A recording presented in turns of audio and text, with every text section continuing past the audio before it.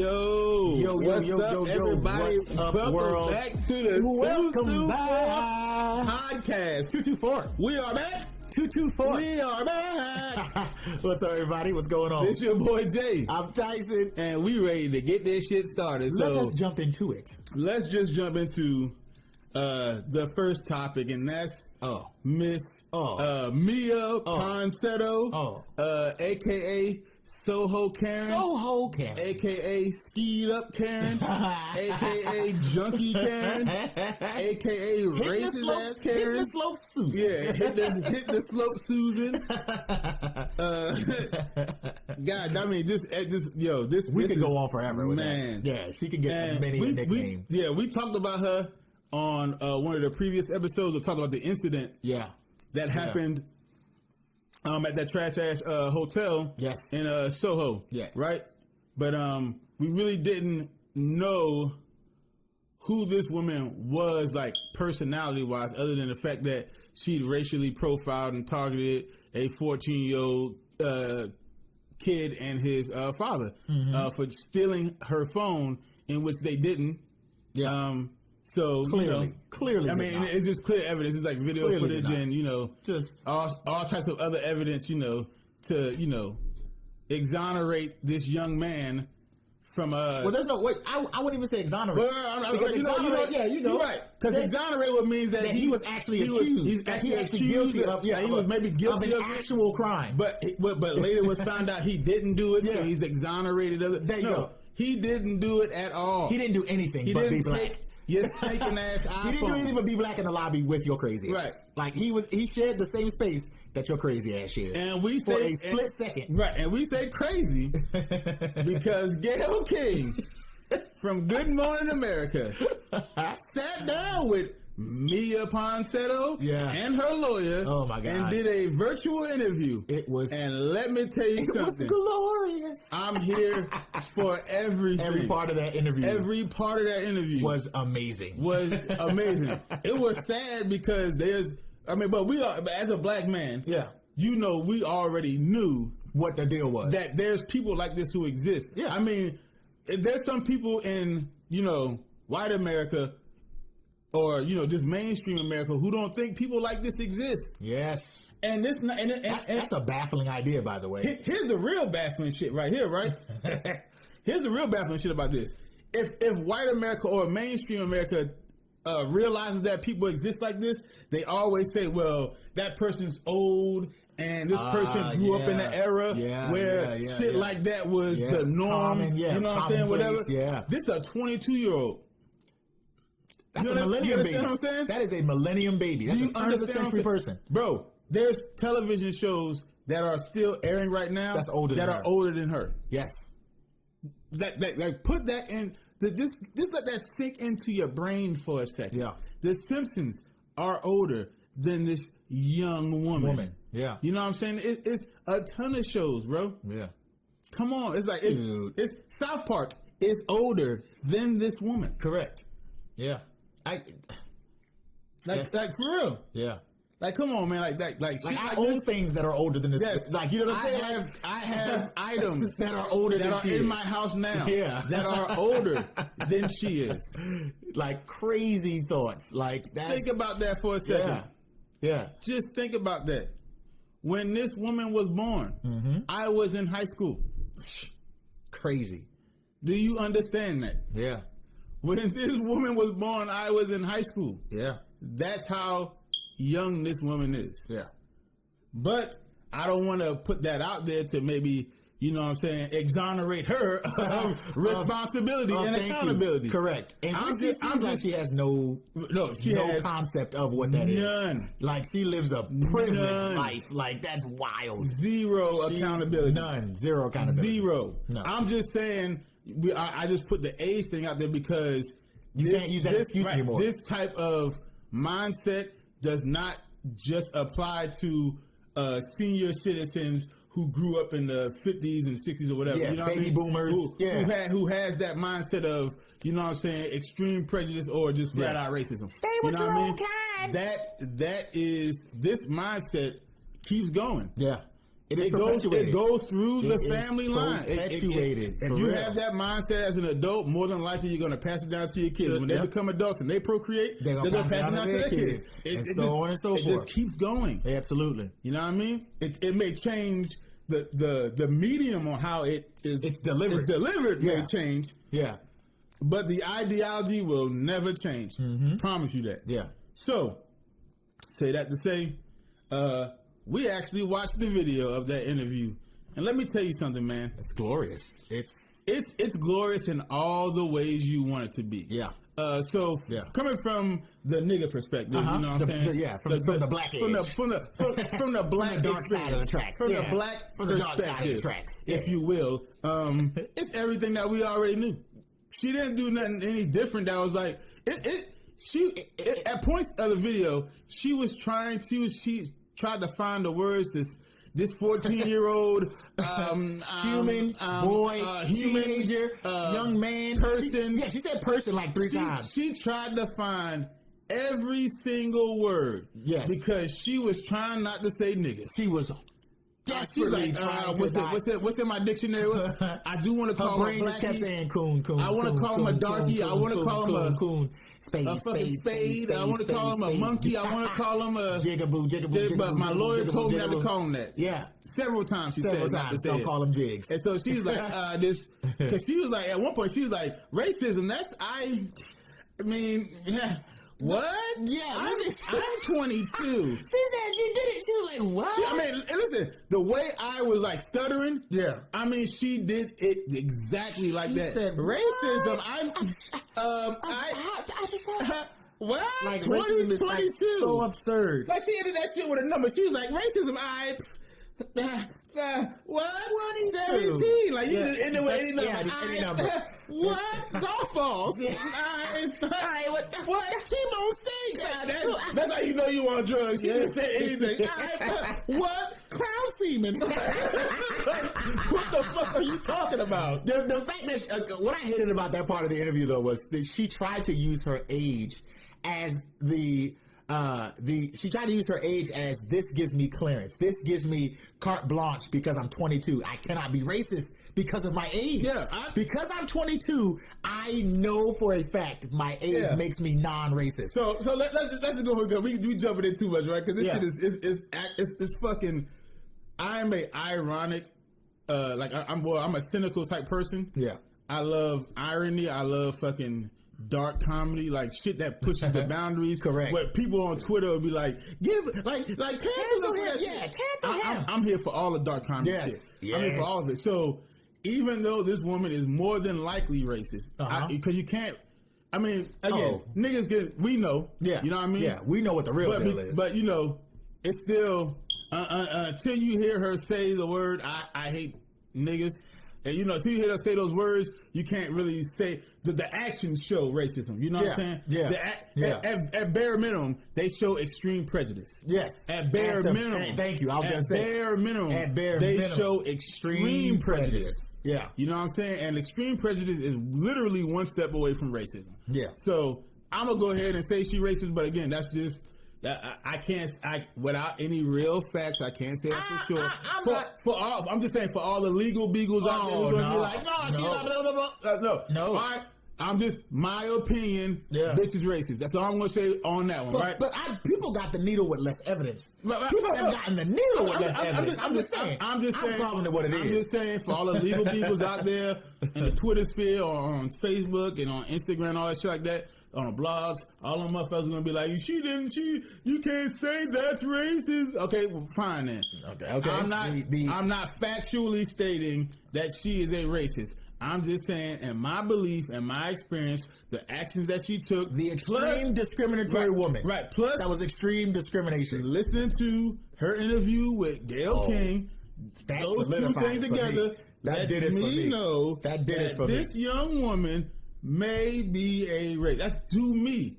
Again, at best, extremely prejudiced. Yeah. At best. So, Gayle comes, the interview starts, right? The little clip starts. It's like 6.5 minutes, maybe 7 minutes. Yeah. It's awesome. Clip starts. Gayle is introducing the interview, right? She's standing in front of the giant monitor, Good Morning America. Yeah. She like, listen, we did this interview a couple of hours before the NYPD working in conjunction with the LAPD actually apprehended her. Yeah. And during that apprehension, she had to be pulled out of the car. So she resisted arrest. Resisting arrest at that point. Yep. So Gayle laid it out, said that's what happened. Now let's go to the interview. So it's a virtual interview. Obviously, Gayle is in the studio. Yeah. And all the way in, California is Miss Maya Ponsetto. And her traumatized. And her fucking, no, not traumatized, nigga. Comatose. Not comatose, nigga. Her motherfucking, beaten motherfucking, battered goddamn attorney. That attorney has been verbally assaulted on many occasions. Yo, this woman was battered. She was looking like, something happened. One of my children is being held captive. That's right. And I need the money to get them out of captivity. From a Nicaraguan death squad or something. There was something going on. The only reason why I'm here. Or I lost a bet. In the firm. And I gotta do this shit. I rolled a 5 when I should have rolled a 6. I should have rolled a 7 on come out. I should have rolled a 7 on the come out. 4 trade, 5 do 6 1. That's all it is. I should have rolled. I couldn't do it. My hands stood out eating chicken before. It was greasy. It was goddamn it. So the traumatized ass lawyer just sitting right there. She is just like, I cannot believe my life got to this point. Yeah, exactly. So Gayle starts asking her questions. Yeah. Right. She says, why did you assault this young man? Well, this is what happened. Okay. The manager from the hotel was, looking at the video. So I thought, well, while he's looking at the video, in order for me to save time to find my phone, I'm just going to start questioning everyone who's walking through the lobby. So Gayle asked the next obvious question. All right. So did you question or get in everybody's face that was coming through the lobby? Yeah. Why would you randomly do that? Yeah. She's like, well, no, I mean, I for people I thought who could have taken my phone. So just to get into the mindset of this young woman, the only people you thought would have taken your phone is 2 niggas. Thank you. Flag number 1. So that's flag number 1. That's flag number 1 right there. Flag number 1. No, that's actually like flag number 17 because we got 16 flags from the previous video. Oh yeah, from the actual incident video. You know what I'm saying? So it's flag 17 right here. Yeah. So you know what I'm saying? Another flag on the play. Yeah. So from there, she's now explaining. You know what I mean? Like why? How she's a good person, and she would never. I consider myself a good person.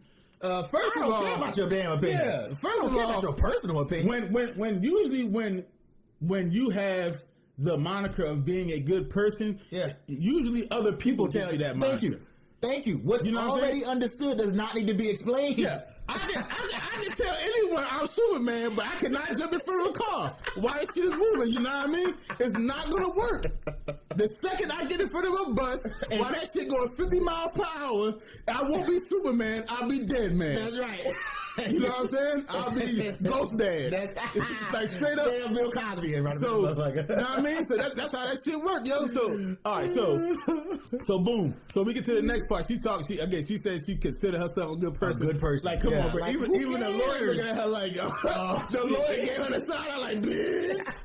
Good person, shit. Good person, my ass. But I done fucked up. Yo, this is Boo Boo the Fool. I represent. Like, I cannot. The lawyer was looking at her saying, I cannot believe I'm on this nut shit. I cannot believe I'm on this nut shit. Y'all tripping. Why am I here? Why am I doing this? How much? What kind of debt am I in? That's what I'm thinking about. What kind of debt Jesus. So then she goes. So Gayle is like, listen. Gotta pay off that 2021. You saying you a good person, but you fucking assaulted this young kid. Yeah, this kid. And she's like, listen, okay, everyone always brings that up, but no one brings up the part where the father assaulted me. Yes, he assaulted you. That's because you jumped on his son after 15 or 20 minutes of accusing him of stealing your phone. Action, so reaction, cause, effect. You know what I'm saying? It's quite simple. It's very simple. Play stupid games and win stupid prizes. Yes, that's exactly how this works. Ma'am. You're gonna win that one. You're gonna win that one. So as a parent, if someone, a random stranger, started yelling at my kids. First of all, if you start yelling and cursing at my kids, I'm liable to go across your shit. But after yelling and cursing at my kids, accusing my kid of something that they clearly didn't do, and then jumping on my child, bro, you might die. You gonna catch a major L. He assaulted you. Shorty, he was protecting his son. Yeah, you would have been in a clutch so fast. I'd have yoked you out. I would have yoked you out, and then we could have dealt with it later. But I'd yoked you out. It's like I don't grip it. That's it. Oh, that nigga got in the blood. He got in the blood. That's it. That's the move. That's the move. That nigga got in the blood. And JR, she's in the blood. Yeah, she's in the blood. JR, a whole table come out. King and JR come out. It's not funny. She's in the club. She's in the blood. She's in the blood. He got her in the blood. Yo, that's what would have happened. Yeah, for real. You can lose your life fucking with my children on that type of, you know what I mean? Like, just straight up, just attacking my children. Like, you could lose your fucking life. And I'm saying that on the air because I, as a father, my main jobs are to provide and protect. Yes. You know what I'm saying? At all costs. And there's different contexts in which I provide and protect. Yeah. But physically, against physical violence. One of the main ones is to provide safety and security. Safety and security. And to protect them from dangerous things. Yes. And nutcases like you. And just straight up nut ass niggas like you. Yeah. That's how that works. So we get to the next part. So now Gayle, like, come on, like, you don't understand why the man jumped on you. You don't understand why, you know what I mean? Like, you gotta understand, like, they didn't have your phone. They didn't. This is the part where the shit started getting spicy. Yeah, it was, She looked at Gayle King in her face on that goddamn computer screen, yo. And she said, Gayle, enough. And she did her hands like she had the, like she paused the mouth open hand and then the mouth closed hand. Master disguise. Yeah. This is what you're doing. This is what you do. This is what I want you to do. And she looked at Gayle and she said, Gayle, enough. Not the nut and everything. I was like, oh, shit. I said, Gayle is about to come through that computer screen and snatch her ass all the way the fuck up. I loved it. But you know what Gayle did? Gayle shut up. Yep. And so she started going in and saying, I'm not racist. And then the way she said it was she understands that she's racist, but her lawyer tried to coach her up so much to be like, let's just not be racist for a day. Okay? Just for not for a day. For an hour. For the hour talking to Gayle. Can we just not be racist? And so Miss Ponsetto was like, okay. Can you just for the everyone's hour? Trying to call me racist, but I'm like, me racist? I'm racist. I'm like, I'm 22. I was like, what the fuck is that? What is that? She couldn't even put together a non-racial thought. Bro. She couldn't even string together a non-racial thought. And she said some other things about her being a 22-year-old girl and all this dumb shit like that. Like being 22 absolves you from any accountability or responsibility. But do you see the deeper psychosis in that? Because she's like, I'm a young 22 white girl. Ready? And I don't know any better. And even if I do make a mistake, it's okay. It's a mistake because I'm 20. I'm so young. I'm white. You should understand. You ready for this? Yeah. You ready for this? Tamir Rice was a 12-year-old kid on a park. Yep, in a park playing with a toy gun. Playing. What kids do. He had exactly 1 second. Yeah. To even understand what was going on before he was dead. Yes.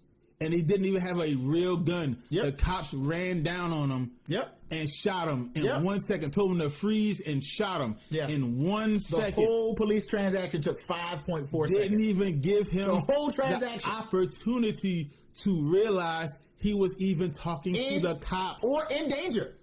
Or in any danger. Any danger at all. It couldn't even register in his young mind. Couldn't even register. And that was it. That was the end of it. And they snuffed him. Yep. So what you mean to tell me is a 12-year-old should have more accountability than a 22-year-old? And she's saying that shit like she's a child. Yeah. Ma'am, you're a fucking adult. You can buy alcohol. That's right. You can legally purchase alcohol. You're an adult. Right. That's right. Period. Yeah. Doesn't matter how young of an adult you are. Yeah. You still, and that's what, and no. Gayle was like, you know right from wrong. Yeah, Gayle was like, yeah, but you know right from wrong. You to know right from wrong, yeah. Yo, so that whole interview, the way it's, I mean, even the lawyer was just like, what the fuck? Like, just chill just for a minute. And she looked at the lawyer like, bitch, I pay you, remember? I'm going to keep going and let these people know how much of a quote-unquote good person I am. And when she mean good person, we mean absolutely bigot, racist motherfucker. You know what I'm saying?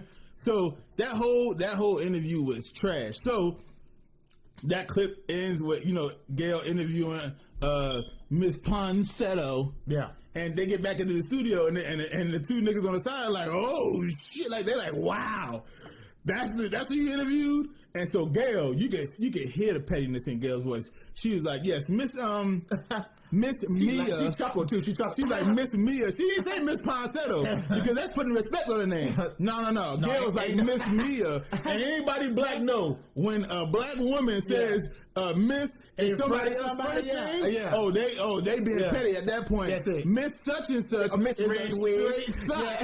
Miss Dollar Store shoes. You know what I'm saying? Miss Slippers. You know what I'm saying? Like they know we know. That's what that means. Miss 25-cent ass eyelids. Miss gumball machine eyelashes. Yeah, we understand what that means. We know exactly. I said, we know exactly what that means. Yeah. So she started telling them like, "Hey, this is what this was," but she was like, "Listen," and you know what?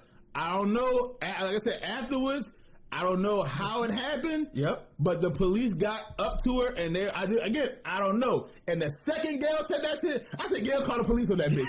Gayle made some calls and was like, go get her ass right now. Wanna get smart with me? Not on my shit. Not on my shit. You want petty this bitch? You want to be petty, hoe? Not on my shit. You ain't gonna be petty with me, little girl. Not on my shit. Gayle didn't even call 911. Gayle hit 2 numbers. Boop, boop. She said, yup. The Ponsetto hoe. That's it. Go get her now. Get her. And that's all she had to say. That is hung the phone up. Hilarious. You know who this is. Go get her now. Not on my shit. Again, this shit happened, what, last week? Yeah. Early this week? Yeah. It's been days, almost a week now. Yeah. Immediately after the interview. Then that's when she get her. Gayle made her. I'm telling you, Gayle pulled a power move on this little bitch. Guy, go now, go get her. You know, now. Because the way she told Gayle she said, Gayle, snap the neck, close her hand, was like enough, and I was like, you just fucked up. Yeah, you don't know who you fucking with. You don't know who you fucking with. You don't know what kind of power she got. I'm trying to tell you. You just don't know who you fucking with. You don't know who you fucking with. And I don't agree with a lot of Gayle shit. You know what I'm saying? The fact that she did that Lisa Leslie interview and was trying to slander Kobe Bryant, that shit was totally fucked up. And even though Snoop Dogg maybe shouldn't have went that far with her as far as like threatening her or something like that, in that moment, you know what I'm saying? Gayle was acting like a funky dog-headed bitch. That's it. You understand me? Hey, you know what I mean? But he called it out. He called it out. It is what it is. And I'm not saying that was the right response or a respectful response, you know what I'm saying? No. But he felt like, you know what I'm saying, she was being disrespectful. The emotions took that him. with disrespect. That's how that works. The emotions took him. Like, the emotions took him. And so what I'm saying in this instance is, what Gayle does do very well because she's trained is she doesn't let her emotions get the best of her in the moment. Yeah. But I promise you, when she ended that interview, she was like, boop, boop. Yeah, the little Ponsetto hoe, go get her now. Yeah. And then several hours later, the NYPD, in conjunction with the LAPD, went and got her. Dropped a dime. I'm just saying, you think, the way Gayle was trying to make that shit seem like that was a coincidence. That's why she prefaced the interview with that, and then ended that shit. It was like, she bookended the interview with, I don't know how they got her, but they got her. So, and then once you put the context in the middle, we know how they got her, Gayle. You made some calls and made that shit happen. I ain't saying it happened because of me. And listen, but I'm not saying it did not happen because of me. And so I'm not saying I agree with everything Gayle King does. Me. Right. I don't agree with everything Gayle King does. But for the culture, I'm going to sip a little bit tonight for Gayle King. Because Miss Gayle King got some goddamn weight behind her. Both figuratively and literally. That's right. Have you seen the ankles? What? Them legs are huge. No. She got that junk in the trunk. She got that junk in the trunk too. I was just about to say, that's because they lead the stomach a little bit. They call that a wagon. You got that wagon behind your ass, Gayle. Gayle pulling weight both figuratively and literally. Wagon. Gayle out here making money moves. You feel? So that whole interview That whole thing, bro. That shit. It just highlights that there's most definitely two Americas. Yes. There's there's this and like everything else, bro, like everything else, there's the what you're presenting and then what you actually are. So for example, when you first start dating someone, right? You meet somebody, you want to take them out on a date. They don't meet the actual you at first. They meet your representative, right? They meet the what you think they want to meet. That's right. You know what I mean? They don't meet the actual you because again, you don't want to put yourself out there like that in the first, because you know you have there's nuances to you. You know I fought in the shower. You know what I'm saying? I fought in the shower. I fought in the shower. Sometimes I eat the shit between my toes. You know what I mean? You know, no, it's not a big deal. Oh my God. It's not a big deal. When I'm clipping my toes, I might eat the toenails. You know what I mean? It's not a big deal. I just let me throw up. You know what I mean? Like nobody wants to hear that shit on the first date. But true, that's right. You know, I wash my panties in the sink. You know what I'm saying? Your panties in the sink. Yeah, I wash my panties in the sink while I'm washing my babies in the sink. Oh, no. Hey, that's called multitasking, motherfucker. I got time. I ain't got time for that shit. I need to make money moves. Yeah, you don't show them the most intimate part of you. Yeah. Right. They're meeting your representative. Correct. Right? Correct. And then as they get to know you more, then they start understanding the nuances of what you are, regardless if they're positive or negative, right? Correct. And that gives people like further examination to see, okay, should I stay with this person long term? Oh, listen, I can't deal with you washing your babies in the sink with your period pain. I can't do it. I'm sorry, I can't do that. It's a deal breaker. I understand you saying, it's a deal breaker. I understand you saying, hey, time is money. It's a hard no for me. I understand you saying time is money and shit. I get that. But it's a pass. You we got a whole tough with it. I'm done. I tap out. That's it. I'm done. I tap out. So what America is exactly the same way. Yeah. There's this representative, which they try to show the world in the mainstream, in the media, which they try to show to the world. Yeah, like we still in the 80s with Hands Across America. We're all still loving it and loving it on. Evidence, they even try to push that same dumb message to Americans. Yeah, to make us believe, no, if everybody do this, then this is exactly no. We've got to rise above the hate. We're talking about a father and a son. The father's a musician. Yeah. You know what I mean? He had the money to go to that hotel. They were the guests. SoHo Karen wasn't even a guest. She wasn't. But again, you know, just the dad's profession it's got to be like one of the most. It's not mundane, but it's got to be one of the safest professions to be a musician. He plays the trumpet. You know what I'm saying? I've never seen a trumpeter get violent and bash somebody with their goddamn trumpet. I don't remember trumpeters and their sons going around stealing phones and shit. I've never heard of it. You know what I mean? I've just never heard of the such. So never heard of it. She targeted them because listen. Certain things don't need to be said because they're already understood. Correct. You don't need to call her a racist because it's understood that she is through her actions. That's right. And again, if you don't want to be like, well, she's not racist, that's taking it a little too far. Okay. Deeply prejudiced. That's it. I mean, that's the light version of it. I was going to say. That's easy way out. That's racism light. That's the easy way out. No, that's racism light. Prejudice and racism are two different things. Correct. Yes, I understand. Again, but if you want to be as light as you want to be on her, fine. She's prejudiced. But why though? But why though? And that's the question people miss. But why is she like that? Now, I can tell you one thing, speaking for niggas in the nigga community, in the black community, you know what I mean? Speaking for all my motherfucking people, I can tell you right now, we don't give a fuck why. Yeah, we don't care. We just know that you are. That's right. And once you get to a point like that where you're willing to attack someone for something they didn't do simply because of how they look, we're done. Yeah. You're at that point, with all the history from this country, you're too far gone. Yeah. If it's something that somebody come up to me and say, like, why are all black people violent? I can look at that and get triggered and be like, but you know what? The adult in me, the 35-year-old in me will say, you know what? Let me talk to this person. Yeah. Because they just may see it from what the media spews or what they see on social media or whatever, and then think shit is violent. But no, let me listen. I live in a cul-de-sac. You know what I mean? I live in a predominantly white neighborhood. There's no violence where I live at. None. You know what I mean? Literally. If someone's house got broken into around here, there'd be 12 million cop cars. It's just going up and down the block trying to find whoever. One time, the cops came to my neighborhood. The cops came to my neighborhood for goddamn, turn this off. Sorry, y'all. For a crime of some type. For a crime of some type. You know what I mean? Like. This is what happens. You know what I mean? Because there's no crime here, but I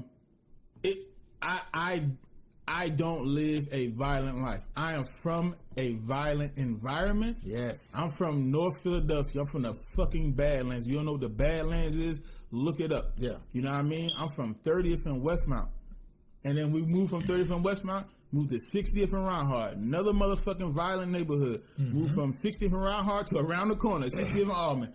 Fucking terrible neighborhood. Moved from 60th and Almond straight back to the fucking hood where we from. 17th and Newkirk in the Badlands. And then we moved from... It was a time. Yeah, it was we moved from. There was a gap of time there where, and then we moved across the country. Just got better and better. We moved across the country when I was 13. We were refining the violence. We moved from Philly to a city in Georgia named Savannah, Georgia. Yep. You know what I mean? The Pope. And we moved in a neighborhood. That the police department in that city, you gotta let this, called it Hazard County. Yes, the fucking cops didn't say this block, like, you know, Duffy and Lincoln or Duffy and Havisham or whatever. They said this particular neighborhood, number of blocks, this stretch of land is called Hazard County. That's where I'm from. Life. Yeah, I've joined the army. I've been in Iraq. I've went to literal war. Yeah, and I'm telling you, I'm not as violent as any of my past, bro. I'm not that type of person. So you can't. So my experience didn't make me a violent person. You know what I'm saying? But again, that's not to say there aren't violent people. But what I mean, when you see white people blowing up buildings. When you see white people shooting people from a fucking hotel, about a hotel room in Vegas, and shooting up a concert. Yeah. When you know what I mean? Like, you see white people go to a church with a bunch of parishioners praying and then kill them while they're praying. See a white dude go to a school and, you know, shoot up the kids. Like, that's, how are we more violent than them? Yeah. Than anyone else, period. You know what I mean? How are we more violent than anyone else? In fact, why are white people less violent than anyone? Let's spin it that way. How are white people less violent than anyone else? Because when they think about people from the Middle East, you know what I'm saying? Yeah. They think terrorists. You about to blow some shit up. Yeah. You know what I'm saying? When they think of us, they think we about to rob and steal and kill. Yeah. When they think of, you know what I'm saying, Asian motherfuckers, they think, you know, karate. Yeah. Oh, shit. That was. I'm just saying what they say. I'm not saying that's what I say. I'm just saying what they say. That was. You know what I mean? What the fuck? I'm just saying there's some type of violence. That was. You know what I'm saying? There's some type of violence. I don't fear getting kicked by an Asian person. I'm saying that's what they think. That's what they think. That's not what I think. They think karate. No, that's not what we think. That's not what we think. That's not what we think. That's what they think. think. That was funny. That was good. That's what the fuck. That was really good. That was really good. And so now, when you think of white people, what do you think? When the first thing you think about white people, you think, oh, hey, Bob. Yeah, I think, oh, God, Jesus, Susan. Hey, I got to go outside and clean the gutters today. Yeah, would you like to borrow my lawnmower? You don't think anything violent? Hey there, neighbor. Hey, neighbor. When they've shown nothing but. But listen, Brother Malcolm said it in the 60s way back when. He says, it's funny how you think we're so violent. Who do you think we learned it from? Who you keep it if black people are so violent in America, who do you think we've learned it from? In the context of American history. In American history. Because there's obviously been violence in the motherland other before, countries. Yes, back in the past. You know what I'm saying? Like, definitely. pharaohs have had slaves before. So we're not saying violence is inherent to America and American culture. Yes. What I'm saying is in the context of American violence in American culture. Yes. And American slavery. The proprietor of violence. Yep. The originator of the American violence. That's right. It ain't us. I'm just being PSA. Yeah, it's not me, and it's not my people. Interrupt just regular scheduled programming. PSA. My name is not on the violence lease. No, it's not. I am not the owner and CEO. That's right. Of Violence Inc. Yeah, correct. In America. No, we are not. If you follow what the fuck I'm saying. Yeah, no, we are not. So let's just end that. Yeah. Let's end it on this. Right. Let's end this subject on this. Yeah. Okay. SoHo Karen is a fucking racist. Yep. To me. Yep. From what I've seen and also what I've heard. Correct. That's what I'm going to tell. That's what I'm going to say to you. If you don't think she's a racist, fine. What I would tell you is maybe you need to start redefining what you think a racist is. Go into Webster's dictionary, open that shit up, learn the definition of it first, right? Yeah. Then go study some more. Like, study some shit that's obviously racist, right? Yep. Right? Blatant racism. Blatant. You know what I'm saying? Blatant racism. Yeah, blatant. Then go look at what she did in the original video at the hotel, the assault at the hotel. Yeah. Then look at the interview she did with Gayle King. It gives you context. Yeah. Like I said. But some people will still try to justify and still like try I said, to... At bare minimum, at best, she's prejudiced as fuck. There you go. Thank you. At best. Where you can be like, hey, you can absolve her of racism, but she's most definitely prejudiced. Yeah. At worst, bro, she's exactly what the fuck we all think she is. A piece of shit. A piece of shit racist. A piece of shit. You can be a 22-year-old piece of shit. And by the way, for all the other, you could be a 22-year-old piece of shit. For everybody on the left who probably think this lady is a Republican or some shit like that, no, she was born and bred in New York. She lives in California. Just to be clear, racism is everywhere. It can be anywhere, and it can be anyone, both left or right, liberal or conservative, whatever you are. Black, brown, white, doesn't matter. Anyone can be a racist. It can be anywhere. Yeah. So again, because of the ideology of racism is passed down. Again, the medium changes. The ideology never changes. So that's how we want to leave that subject. SoHo Karen, you can suck my dick in 90 directions, you dirty, dirty, racist motherfucker. That's SoHo Karen, I would recommend that you ingest a satchel of Richards. Also, eat a bag of dicks. That's what that was very clever. A satchel of Richards. Yes, I like that. I would like for you to ingest a satchel of Richards. That was clever, that was clever, my nigga. That was clever, my nigga. I like that. A satchel of Richards. That's when you want to be facetious about it, and you don't want to tell them straight up. Yeah. But you, like, let's say somebody was lecturing you, like you had a lecture or something like that, and you didn't appreciate that the information coming in. Hey, that is worth a satchel of Richards. Speaker, you can ingest a satchel of Richards. That's the way to call it now. That's the way to do it. Yes. Just eat a bag of dicks. And you know what? Actually works too, because if you're conversing with a white person and you're mad at them and so you don't get them to use the violent card against you. Correct. Yeah. So when you say, bitch, eat a bag of dicks, they're like, oh my god, he's being violent. He's upset. Oh, there it is. It's coming out. I'm triggered. That's what it is. That's what it is. And then the cops, you know what I'm saying? The cops. Now they say, I'm scared for my life. And then they black man. Yeah, angry black man. Yeah. Just say, Karen, you need to ingest a satchel of Richards. Insult them in their language. That's going to confuse the shit out of them if they're not very well versed. And what's going to happen? What's going to happen is they're going to get violent with you, and then at that point, you got the upper hand legally. With their ass, yeah. Once they pop off, it's over. Yeah, beat them down. Got you. Yeah. And then take their money. Yeah. Because that's what they really give a fuck about. Satchel of Richards. I like that, bro. I like that. That's what's up, bro. Satchel of Richards. I like that, bro. All right, so what's the next time, bro? What are we going to talk about next, bro? Man, the weary and dreary season that is the 2020-2021 Philadelphia Eagles season. Bruh. Good Lord. Oh, we're on sports. Shit we're show. On sports. Okay, so we're going to be transitioning from like some real shit to some shit that really shouldn't have happened. Never.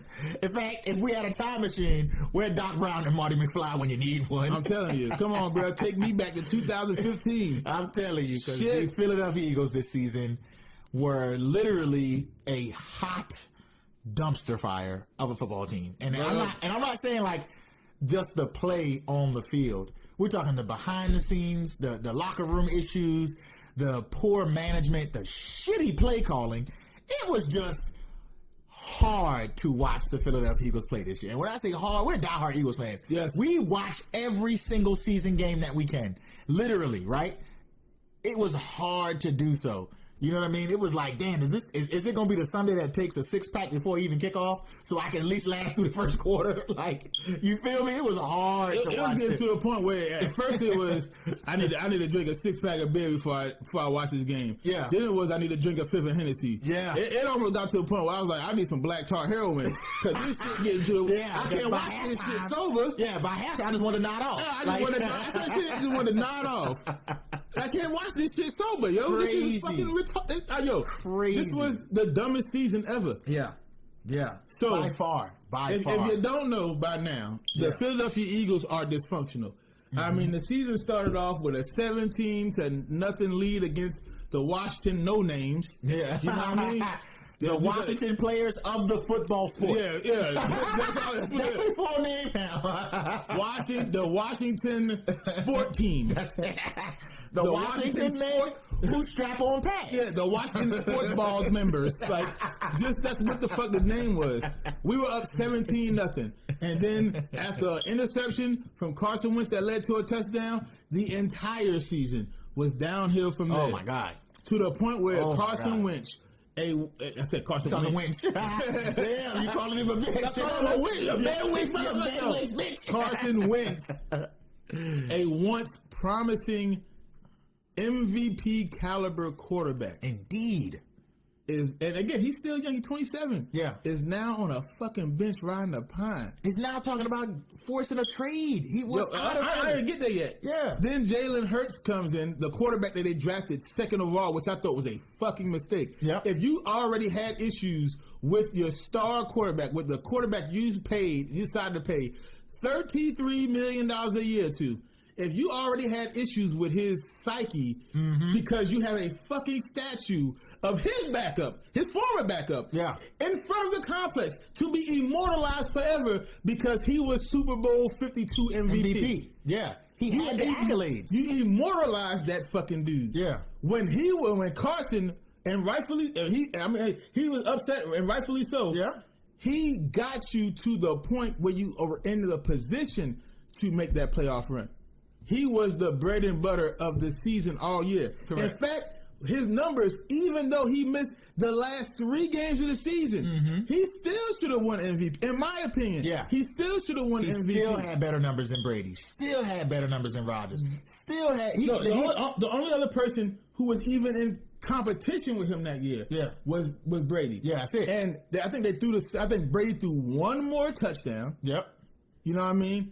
Brady had like 400 more yards, which again, if Carson Wentz would have played the last 3 games, he would have easily crushed that. Yeah, easily eclipsed that. Easily. Yeah, easily. And that season would have been the first time in Eagles history where a quarterback threw over 4,000 yards because he was right there. Yeah, he was at the doorstep. He had 30, at the time of his injury, he had 33 touchdowns. Yeah. 9 rushing touchdowns. Yeah, man. 7 interceptions. Yeah. Like, bro, he was the clear MVP. I remember that Sunday night game.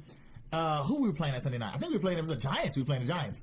And Al Michael said, I don't see anybody beating Carson Wentz in the MVP game. If he continues to play the way he is, he's a shoo-in for the MVP. We didn't play the Giants Sunday night that year. We played the Giants on the afternoon that year. First time in the season. It was the 3rd game of the season. We were 1-1. We had just lost to Kansas City the last week.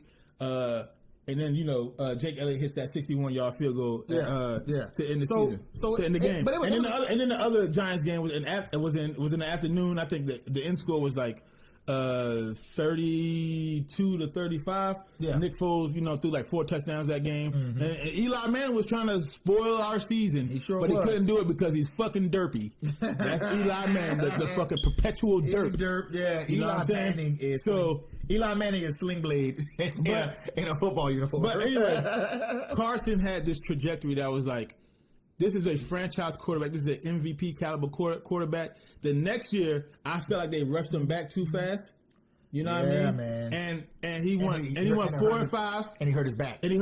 Yeah. They rushed him back too fast. Yeah. You know what I mean? And I think he rushed himself back too fast. Trying to prove something. He wanted to get back. He was like, listen, I'm the guy that got us there. Yeah. I understand. And Nick's out. I understand. Nick's gone. So I understand. Nick finished. No, he wasn't gone yet. Nick was still here. Oh, yeah, because Nick did have that one season with us that was like, No. This was after. So Nick Foles was still a backup. He won Super Bowl MVP. Yeah, he still became the next year. He was still our backup. He started the first 3 games, or first 2 or 3 games. Yeah.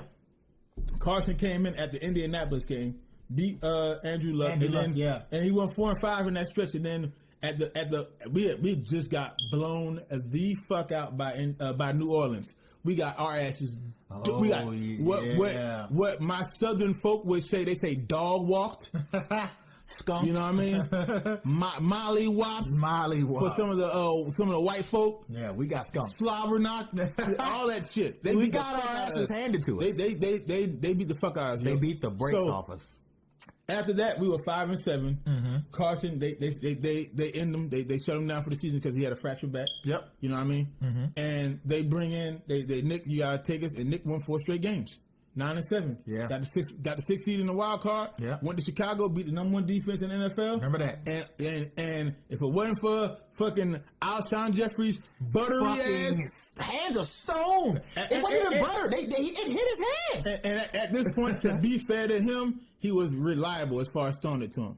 He was very reliable, especially when Nick Foles was throwing it to him, because they had a better rapport than Carson and Alshon Jeffrey. So, correct. And that it goes off his hand, intercepted. They iced the game. That's it. We lose to New Orleans in the divisional round. 21-24. We lose to the Wilders. You know what I mean? Mm-hmm. So next season comes around. It's an up and down season, and we like fuck. So we in the same exact position. Yeah. We are 5 and 7, and we're like, what the fuck? What is going on here? Yeah. And it's like, and at this point, we're looking like Carson Wentz we're so injured. Carson Wentz has nothing. Yeah. He's throwing to janitors, fucking the parking lot staff, the valet parkers. This nigga throwing to his accountant, his mother. The retired SEPTA worker, Mr. Gino. Yeah. I thought you was riding the L. No, I ain't doing that no more. Not today. They told me to come out here, and I'm out here now. I gotta do what I gotta do. I'm here to help.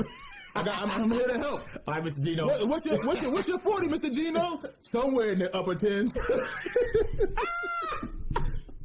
Can you run a route? No, I don't do that no more. I told you, I don't do the route no more. Not that route. I was on 15, but now I'm on this route. Nah, Mr. Gino, nah. We ain't talking about that. Mr. Gino, god damn it.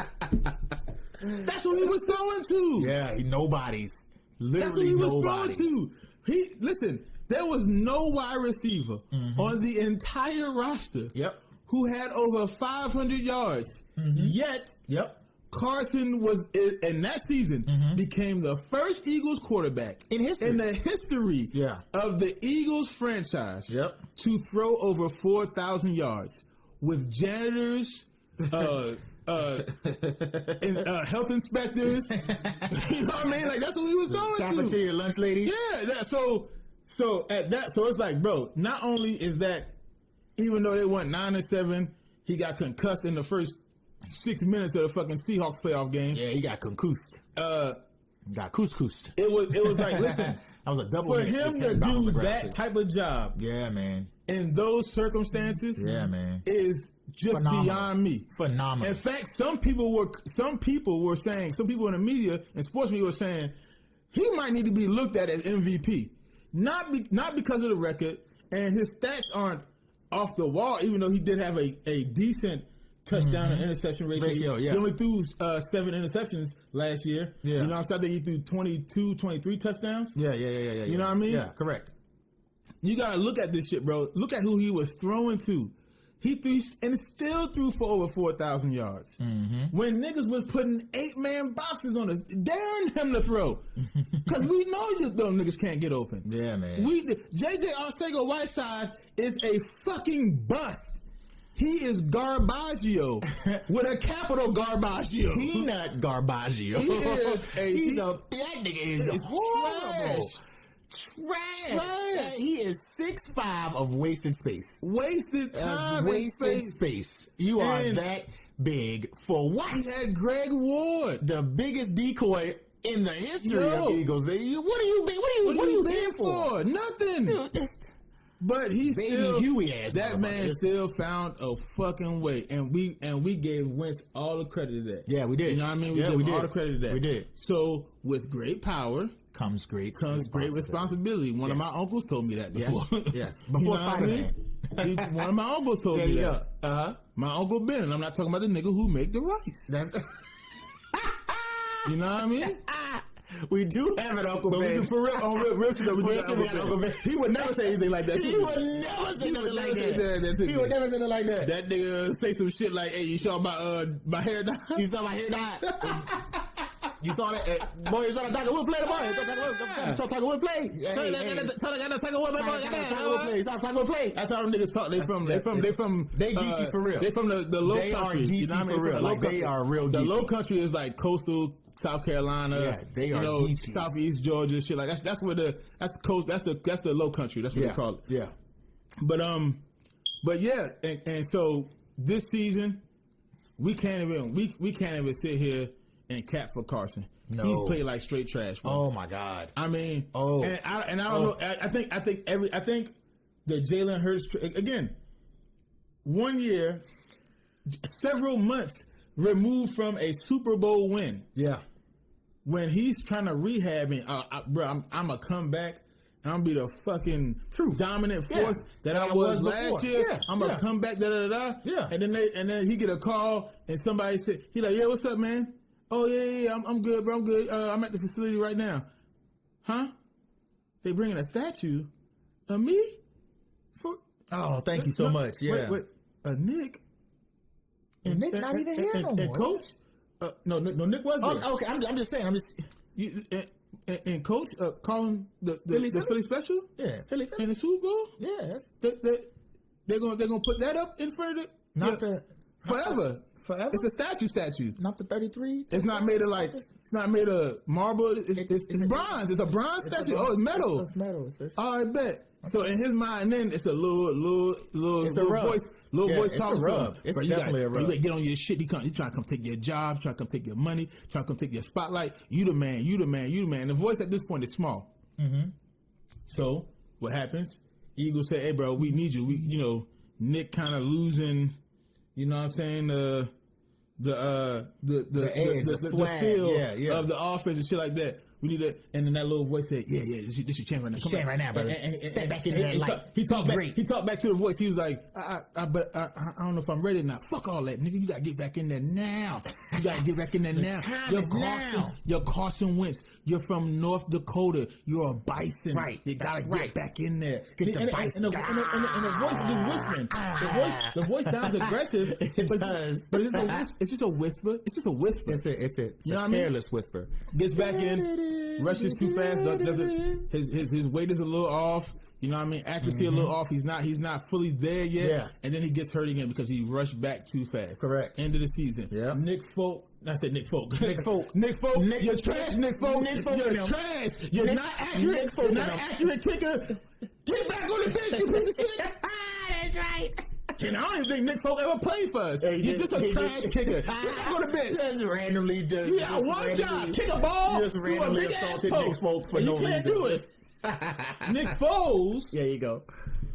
Nick Foles comes back in, beats the Rams, beats some other teams to get back to the playoffs. That's right.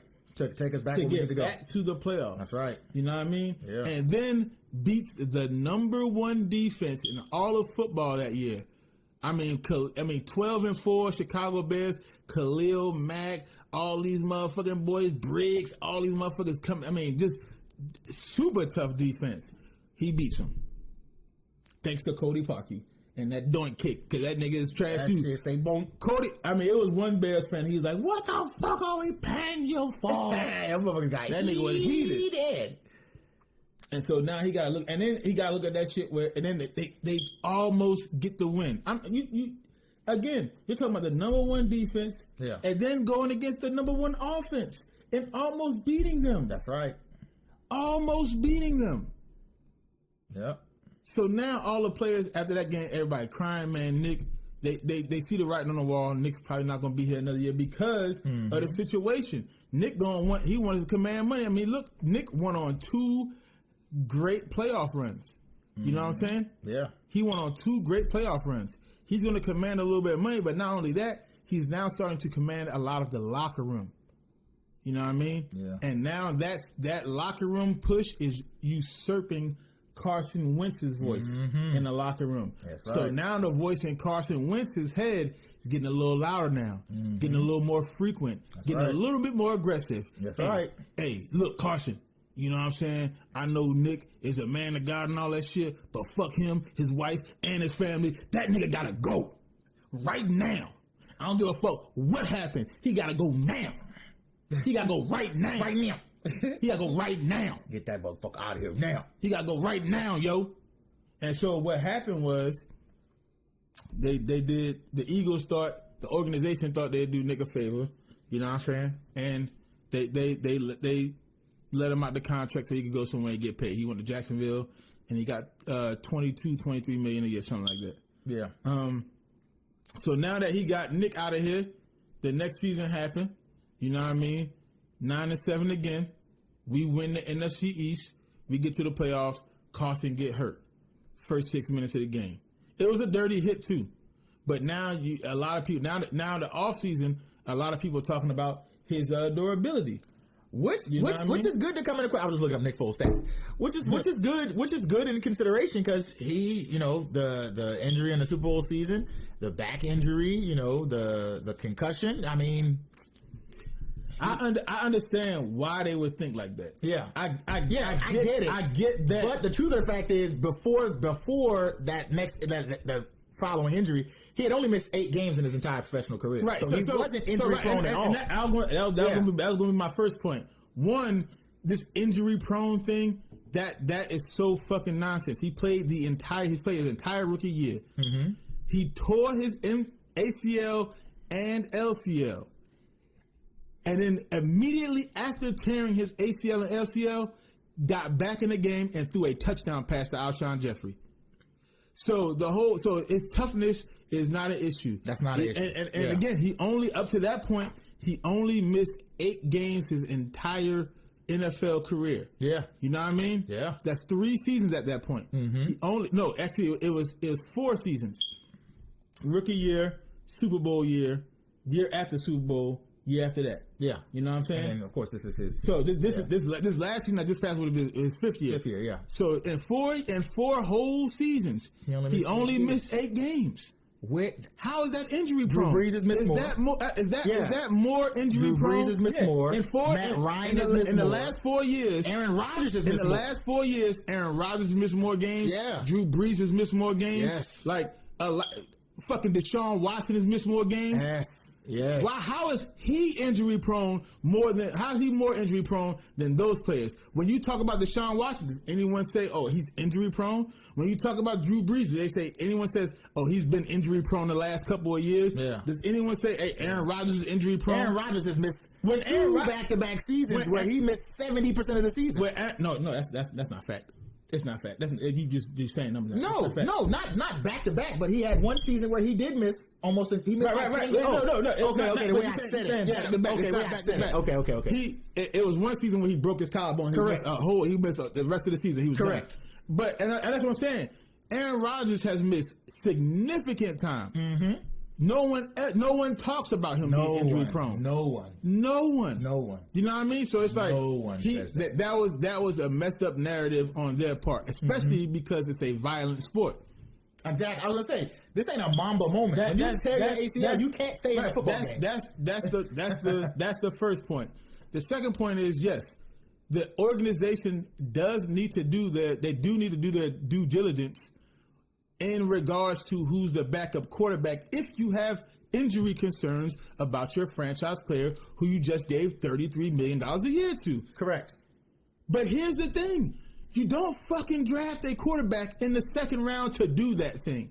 Maybe hit the free agent wire, you know what I'm saying? And fucking get a journeyman quarterback who's been out there already and have him be the backup. Yeah. You know what I'm saying? Bring Nick back. Because the Jags were willing to trade him away, and he had went to the. You don't want to bring Nick back though. That's you know what I'm saying? Yeah. Hey man, look. That's like as an Eagles fan, I want to win. Yeah, right. I don't give a fuck about Carson's feelings. Every fan wants to win, but again, that's like everybody was up in arms about the Packers drafting old boy in the first round because they're like, we need to draft Aaron Rodgers, heir apparent. And it's like, bro, he about to win the MVP.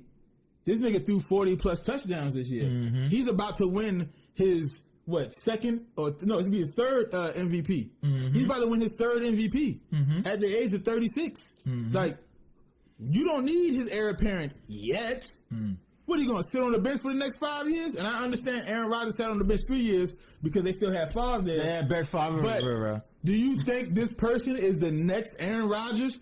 Because the Green Bay Packers and their organization and their fans have been completely spoiled. Because you went from Favre to Rodgers. Yes. You're talking about 2 top 10 all-time quarterbacks. Yes, bro. Back to back. Do you think this motherfucker sitting on the bench, who they drafted in the first round? Who is it? Jordan something. The kid out of NC State? No. I don't think he's from NC State. I think it's a West Coast school he's from. But they drafted him. The dude from the Cal Bears. It's only like 2 or 3 quarterbacks in that draft that were that high. I gotta run out. So what I'm saying is that's crazy. We don't even know his fucking backup's name. I don't know who that cat is. Right, because most fans don't know the backup. I'm just saying. And I'm not a fucking Green Bay Packers fan, so I can give 2 shits. But they I know who our backups are, and all our backups are fucking trash. So anyway. Oh, yeah, Jordan Love. He's Jordan Love. Out of NC State. He's out of NC State. I think he's a West Coast school. No. Anyway, do you if you think that Jordan Love is the next Aaron Rodgers, more power to you, bro. More power to you. More power to the Green Bay Packers organization. Because again... Well, Jordan Love is hurt, and it's this dude named Tim Boyle. I'm just saying they drafted Jordan Love in the first round. They did. They drafted the heir apparent to Aaron Rodgers from just like they drafted in 2005. They drafted Aaron Rodgers to be the heir apparent. It literally almost fucking mirror themselves because Aaron Rodgers was a late round draft pick. Oh yeah, you know it says Jordan Love.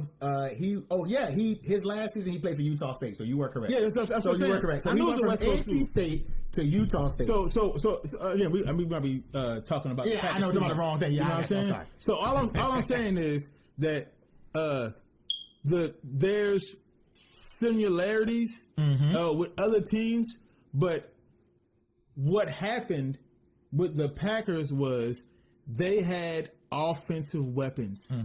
And not only did they've taken at least the last 3 drafts and invested heavily on the defensive side of the ball. Correct.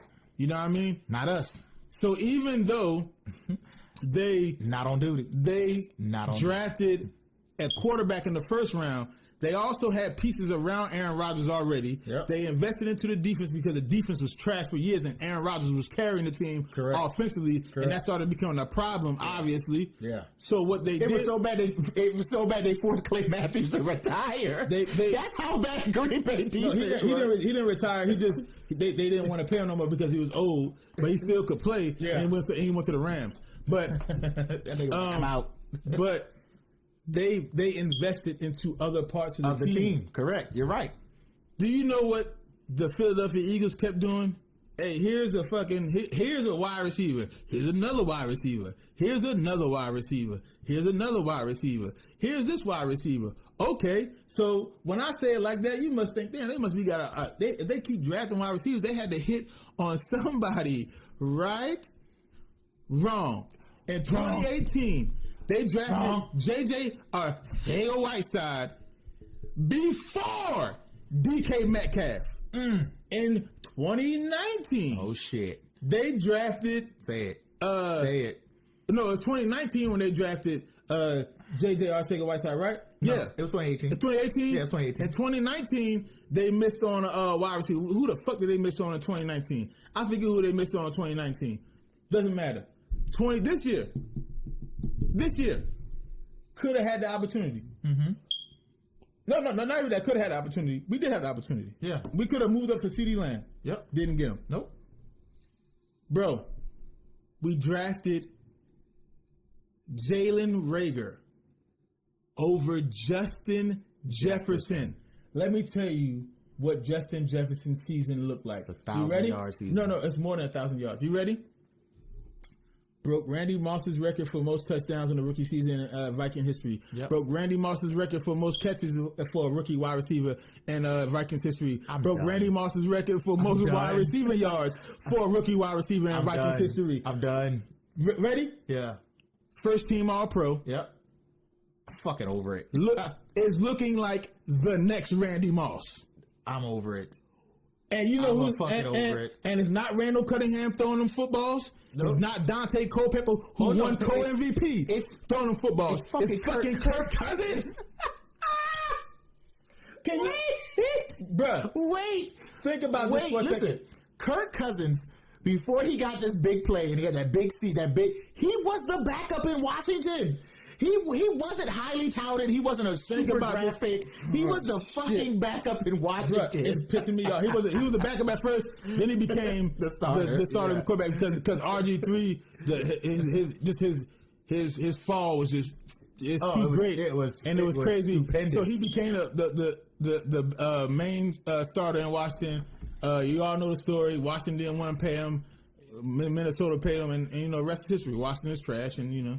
And Minnesota is, average. But just think about this for a second. Fans of football, specifically Eagles fans, there is a universe somewhere. There is an alternate universe where those two things didn't happen that way. Yeah. And right now, Carson Wentz is throwing the football to a wide receiver core with DK Metcalf and Justin Jefferson on it. Both on rookie contracts. It's somewhere.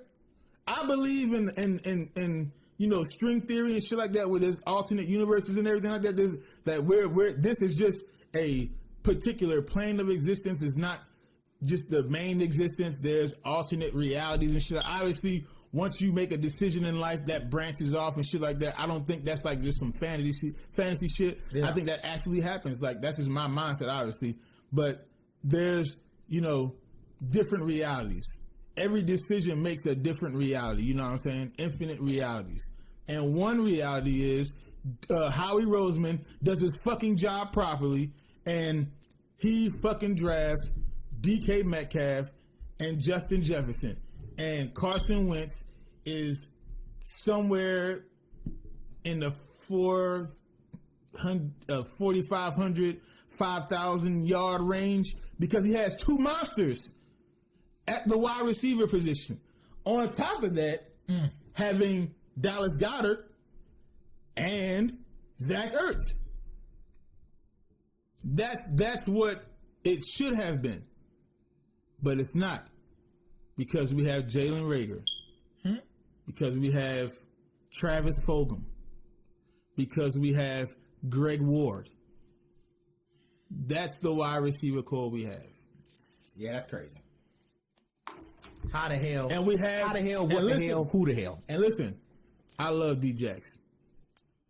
To me, one of the greatest Eagles of all time. Oh yes. In fact, he broke the record. You know what I'm saying? He has. If you do a top 25 Eagles players of all time, D-Jax is in that top. Easy. Yeah. He also remember last Sunday, he broke Sunday before last. No, it was last Sunday because that was Jalen Hurts threw a touchdown to him. D-Jax has the record for most 60-plus. No, Jalen Hurts didn't throw a touchdown last Sunday. He had 2 rushing touchdowns. Okay, so it was Sunday before. Sunday before. Dallas, when he got beat the fuck up by Dallas. Yes. Yeah, he now owns the record for most 60-plus yard touchdowns from any wide receiver. He has in NFL history. And I believe that because D-Jax is a deep threat. He was born to run. Like that's what he do. If D-Jax is considered for the Hall of Fame, it will be specifically because he is probably he is if not one of he is the most explosive wide receiver in the history of the NFL. And when I say explosive, I mean like he is a threat to be reckoned with on every single play. Correct. In fact, and you can just break it loose at all. The year after Chip Kelly released him, he played for the Washington Redskins. Washington played Seattle and played them, and this is Legion of Boom Seattle. Yeah, this is Legion of Boom Seattle. Played them to a close game. Yeah, yeah. And because they went to the same high school. You know what I'm saying? Because they both from the same. They both from LA. They both LA kids. Oh, okay. So Richard Sherman was like was like when they after the post game interview. Richard Sherman. Like, yo, do you the interview was like the reporter was like, do you think the Philadelphia Eagles shouldn't have let D-Jax go because D-Jax went off on their ass. He had like 150 yards on him. Yeah. Again, Legion of Boom, Seattle. Yeah. This is Sherman, Thomas, Chancellor. This is Legion of Boom, Seattle. It was. He had 150 yards on him, 2 touchdowns, like snapping on him. And he was like, bro, and Richard Sherman was like, it's disrespectful because he's one of the best wide receivers in the league. Like, that man's a threat on every single play. Yeah. And so, I love D-Jax. And I gave all that context to say, I love D-Jax, but it's time to go, bro. It's time to part ways with him. He still has the explosiveness, but it comes at a cost of durability now. So you still can get it. You still can get the explosiveness. Yeah, but you're not going to get it very often. But now you got to deal with the fact that how often are you going to get it because of his injuries. Yeah, but then again, got to play the game to be in the game. But then again, you look at all the injuries we've been having. Pretty much since our Super Bowl season, even our Super Bowl season, I look back on that shit and like, damn, how the fuck did we win that Super Bowl? Listen. Because we had so many injuries that season. Listen, the Nova Care facilities in Philadelphia, Pennsylvania is the bottom of the barrel in professional conditioning and training. You can't tell me no different.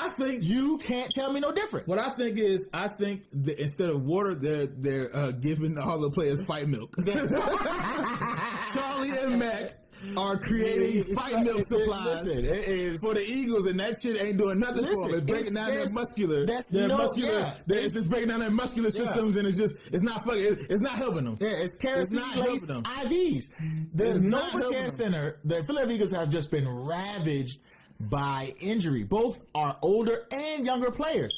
What the fuck is the training staff doing in Philadelphia? Yo, it boggles. It's bad. It's beyond me. It's bad, man. It's beyond me. It's fucking bad. So, but regardless on why it is. Yeah, it is. And he's fucking. It's the reality of it. It's the reality of it, and he's, not healthy, bro. You can't pay him that much money, and you can't depend on him anymore to be on the field. And again, the best ability is availability. So you got to part ways with him. And I hate to see that because I was very excited when he came back. And in the first game he was back, him and Carson Wentz destroyed. In fact, those two were the reason why they won that game in Washington the first game of the season. Yeah. He snapped on Washington. Yeah. Then the next game, the Atlanta game, he got hurt. You didn't see him for the rest of the season. He was done. That was it. So we got a game and a half. We got a game of brilliance, and then a quarter of a little bit, and I'm hurt, and then that was it.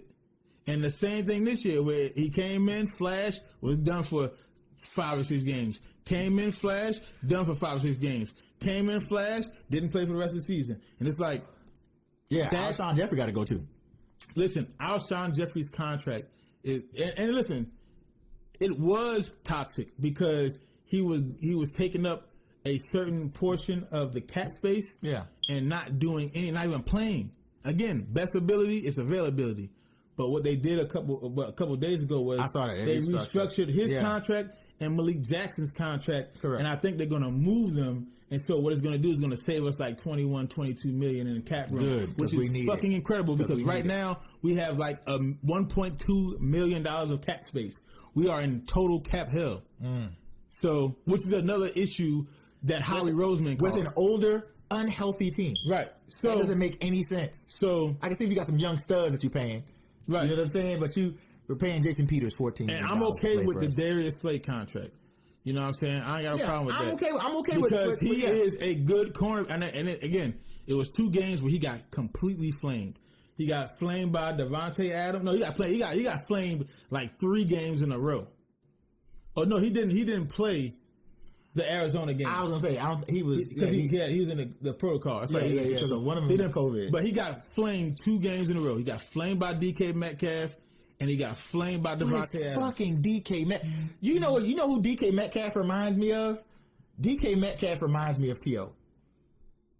Right? He's so big, so physical, such a body, and motherfuckers be like, DK crushed y'all. DK, but it's DK Metcalf. Yeah, no, I'm not. You know what I'm saying? Like, I'm not saying. Yeah, he was supposed to shut DK Metcalf down. Yeah, I'm just saying, especially in Schwartz's scheme. Yeah, where there's really no safety help. He's like, man the fuck up. Yeah. Because I'm trying to get as many rushes to the quarterback as possible. That ass clown. And did you read his resignation letter?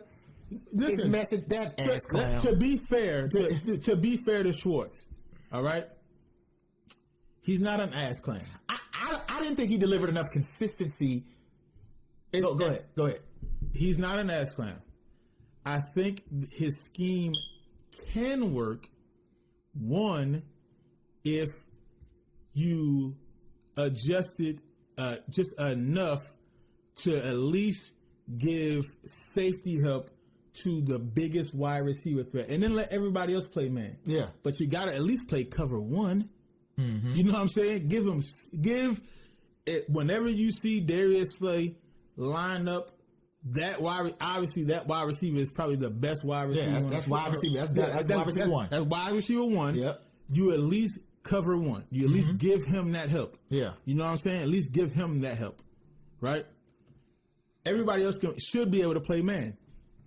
Here's the issue with why his scheme didn't work outside of playing that cover 1 on that side. Howie Roseman does not draft well. And no, I'll even go a step further.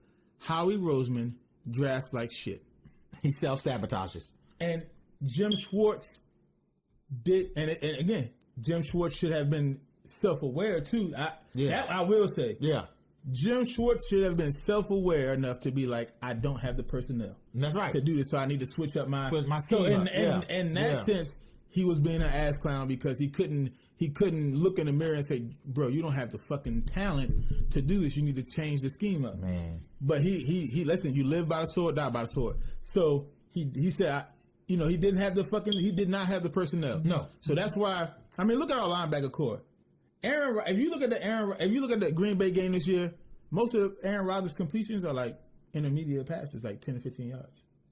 You want to know why? You know where that is. You play football. Yeah. You know where that is. That's the linebackers. That's linebackers all day long. Who they covering? They ain't covering. No, you think if Devontae the news? That's what they on the sideline talking to Pam Oliver. Do you think those linebackers could cover Devontae Adams on a 7-yard hitch? Absolutely not. Do you think they can cover Devontae Adams on a 7 and go? No. Or a 7 and slant? Yeah. Or can't do it. A double move. A pump they're done. It's like what a double move would be a cornerback, and then you need a safety help. Yeah. Because we didn't have any safety help in the team. Because once if you have a very good wide receiver, once he stutters and goes, you know what I'm saying? He's gonna create at least 3 yards of separation. At least, because that you're talking about one of the best wide receivers. Mm-hmm. So it don't matter what cornerback you have on him. He's going to create at least enough separation for a quarterback like a fucking Aaron Rodgers, like a Patrick Mahomes, to put that shit where they need to put it at. Yeah. What you need to do is have safety help to make sure that doesn't happen. That's why I said at least play cover 1. Mm. You know what I'm saying? Mm. And put that safety on Slay's side. But cover 3 and playing deep thirds would have also helped us in our scheme, but that's not the scheme that them motherfuckers but then you play to a quarterback like Aaron Rodgers. Yeah, who feed the middle up. Yeah. Just destroy the middle. Yeah, right. Because we don't have any nigga Nate Gary should listen, and I don't like wishing death on anyone. And I don't like wishing violence You on do anyone. not like Nate Gary for nothing. Gary is a special teamer only. Like, that's what he should be doing. Nate Gary covering punts. That's it. Should be dipped in honey and put into a fucking bee's nest and just stung until the point where he is swollen and can't move anymore. Anaphylactic on a nigga. I'm wishing anaphylactic shock on him through bee stings. Nate Gary is terrible. And I know they saying, what's the other quarterback that we, linebacker that we got? They got all the fucking tackles and shit. Oh, the dude with the long, I forgot his name. Singleton. Yeah. Listen, man, he good, great. He makes a bunch of tackles. What to do? Can he cover anyone? 0 pass deflections, 0. Can he cover anyone? He's decent in stopping the run. Decent. He's not like some fucking Ray Lewis monster when it stops the run. He's not fucking he's not anybody on that level. He's not a fucking he's not Lance Briggs at stopping the run. He's not anything like that. Yeah. He's decent at stopping the run. A serviceable run defending linebacker. The second you put him in coverage, liability. We have 0 coverage linebackers. Every single linebacker that we have is a fucking liability. So, and we digging too deep into our, this shit'll get deep. This shit'll get deep. What I'm saying is that even though Carson Wentz played like shit this year, he didn't have the requisite tools to help him out. Yeah. Nobody did. Yeah. And then you add the injuries on top of that. And then you add poor play from everybody. Yeah. You know what I mean? Yeah. The only 3 people on the team who didn't play poorly all went to the Pro Bowl. And at one point, one of them was playing poorly, but then he got his shit together and then started playing at his Pro Bowl level that he should be. That's Jason Kelsey, that's Fletcher Cox, and that's Brandon Graham. Yep. Those are the only 3 people for either the entire season or for the majority of the season played at Pro Bowl levels. Everybody else played like trash for a portion of the season or for the entire season. Bro, if we don't draft Devontae Smith, I don't know what the fuck is going on. Bro, listen what I'm saying to you. And he's projected number 8. We have the number 6 draft pick. And I'm saying, because they think Michael Parsons is going to go 3rd. Yeah. That's need wise, that's who the fuck we should get. Okay. Yeah. But and that's the linebacker, and he didn't even play this year, and he's still number 3 overall. Yeah, that's fucking beast though. Have you seen his highlight film? That motherfucker was crushing cats. Coverage. He was crushing cats. Coverage linebacker. Yeah, that's who the fuck we should get if he's still there. If he's still on the board at number 6. Yeah, but he might not be. Yeah, and okay, if he's not there, but again, look who's projected number 8. Look who. Do you see who's projected at 6 for CBS? NFL.com. They have Zach Wilson. No, Justin Fields. Who's Zach Wilson? Quarterback from BYU. If the Philadelphia Eagles draft another quarterback. If the Philadelphia Eagles draft another quarterback, I boycott. Yeah, we're not. I'm not gonna watch any Eagles game ever. I understand. And listen, I was a staunch defender of Colin Kaepernick. You know what I'm saying? Yeah. Kneeling and protesting. And I know a lot of people was like, I ain't watching the NFL no more because, this and da-da-da. And I understand that. I still watch the Eagles play football. I didn't watch as many NFL games. Usually I would just sit all Sunday. Like I would work the whole week. And then Sunday I was like, everybody just leave me alone. Cause I had the NFL Sunday ticket. Yeah. And I would go through all the games. Not just the Eagles games. I would watch, every other game or try to watch a ton of games. Yeah. I only focus on the Eagles games, you know what I mean? But if they drafted this quarterback, I'm just done. If and again, they're not, obviously the Eagles organization is not going off of fucking CBS NFL.com as far as their draft board and who the fuck they think should go at these spots, obviously. Mm-hmm. But if Howie Roseman, and again, all signs point to Howie Roseman staying, which is a fucking mistake. That is a travesty. That is an injustice to all of us in itself. I'll be honest with you. That is an injustice. And I understand Doug Peterson is a Super Bowl winning coach. I understand that. Get him. He need a fucking OC. And somebody get him an OC. No. I think he should be gone. And here's why. If there weren't any like stories, or there wasn't any like you could tell like he didn't have like there were players who didn't agree. Him benching. No. Right. When you bench Jalen Hurts for Nate Sudfeld. God damn, I'm blanking on who the fuck our star running back is. Oh, Miles Sanders. Right. Yeah, Miles Sanders. How big on Miles Sanders? I don't know. The bright spot of our offense. One of the bright spots of our offense. One of the bright spots of our offense. Shit.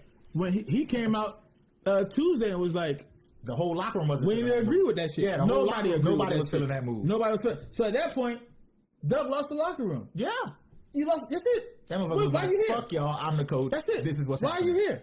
That's true. That's not on him though, that's on Jeffrey Lurie. At that point, bro, when your star running back goes to a radio station, goes to the media and not hiding, not doing like, you know what I'm saying, I got it from a source, like he not in the shadows like Alshon Jeffrey was doing all these years, who again should have been gone because of all the bullshit he was doing in the locker room and dividing the locker room up. When your star running back goes to the media and says, yo, none of us agree with that shit.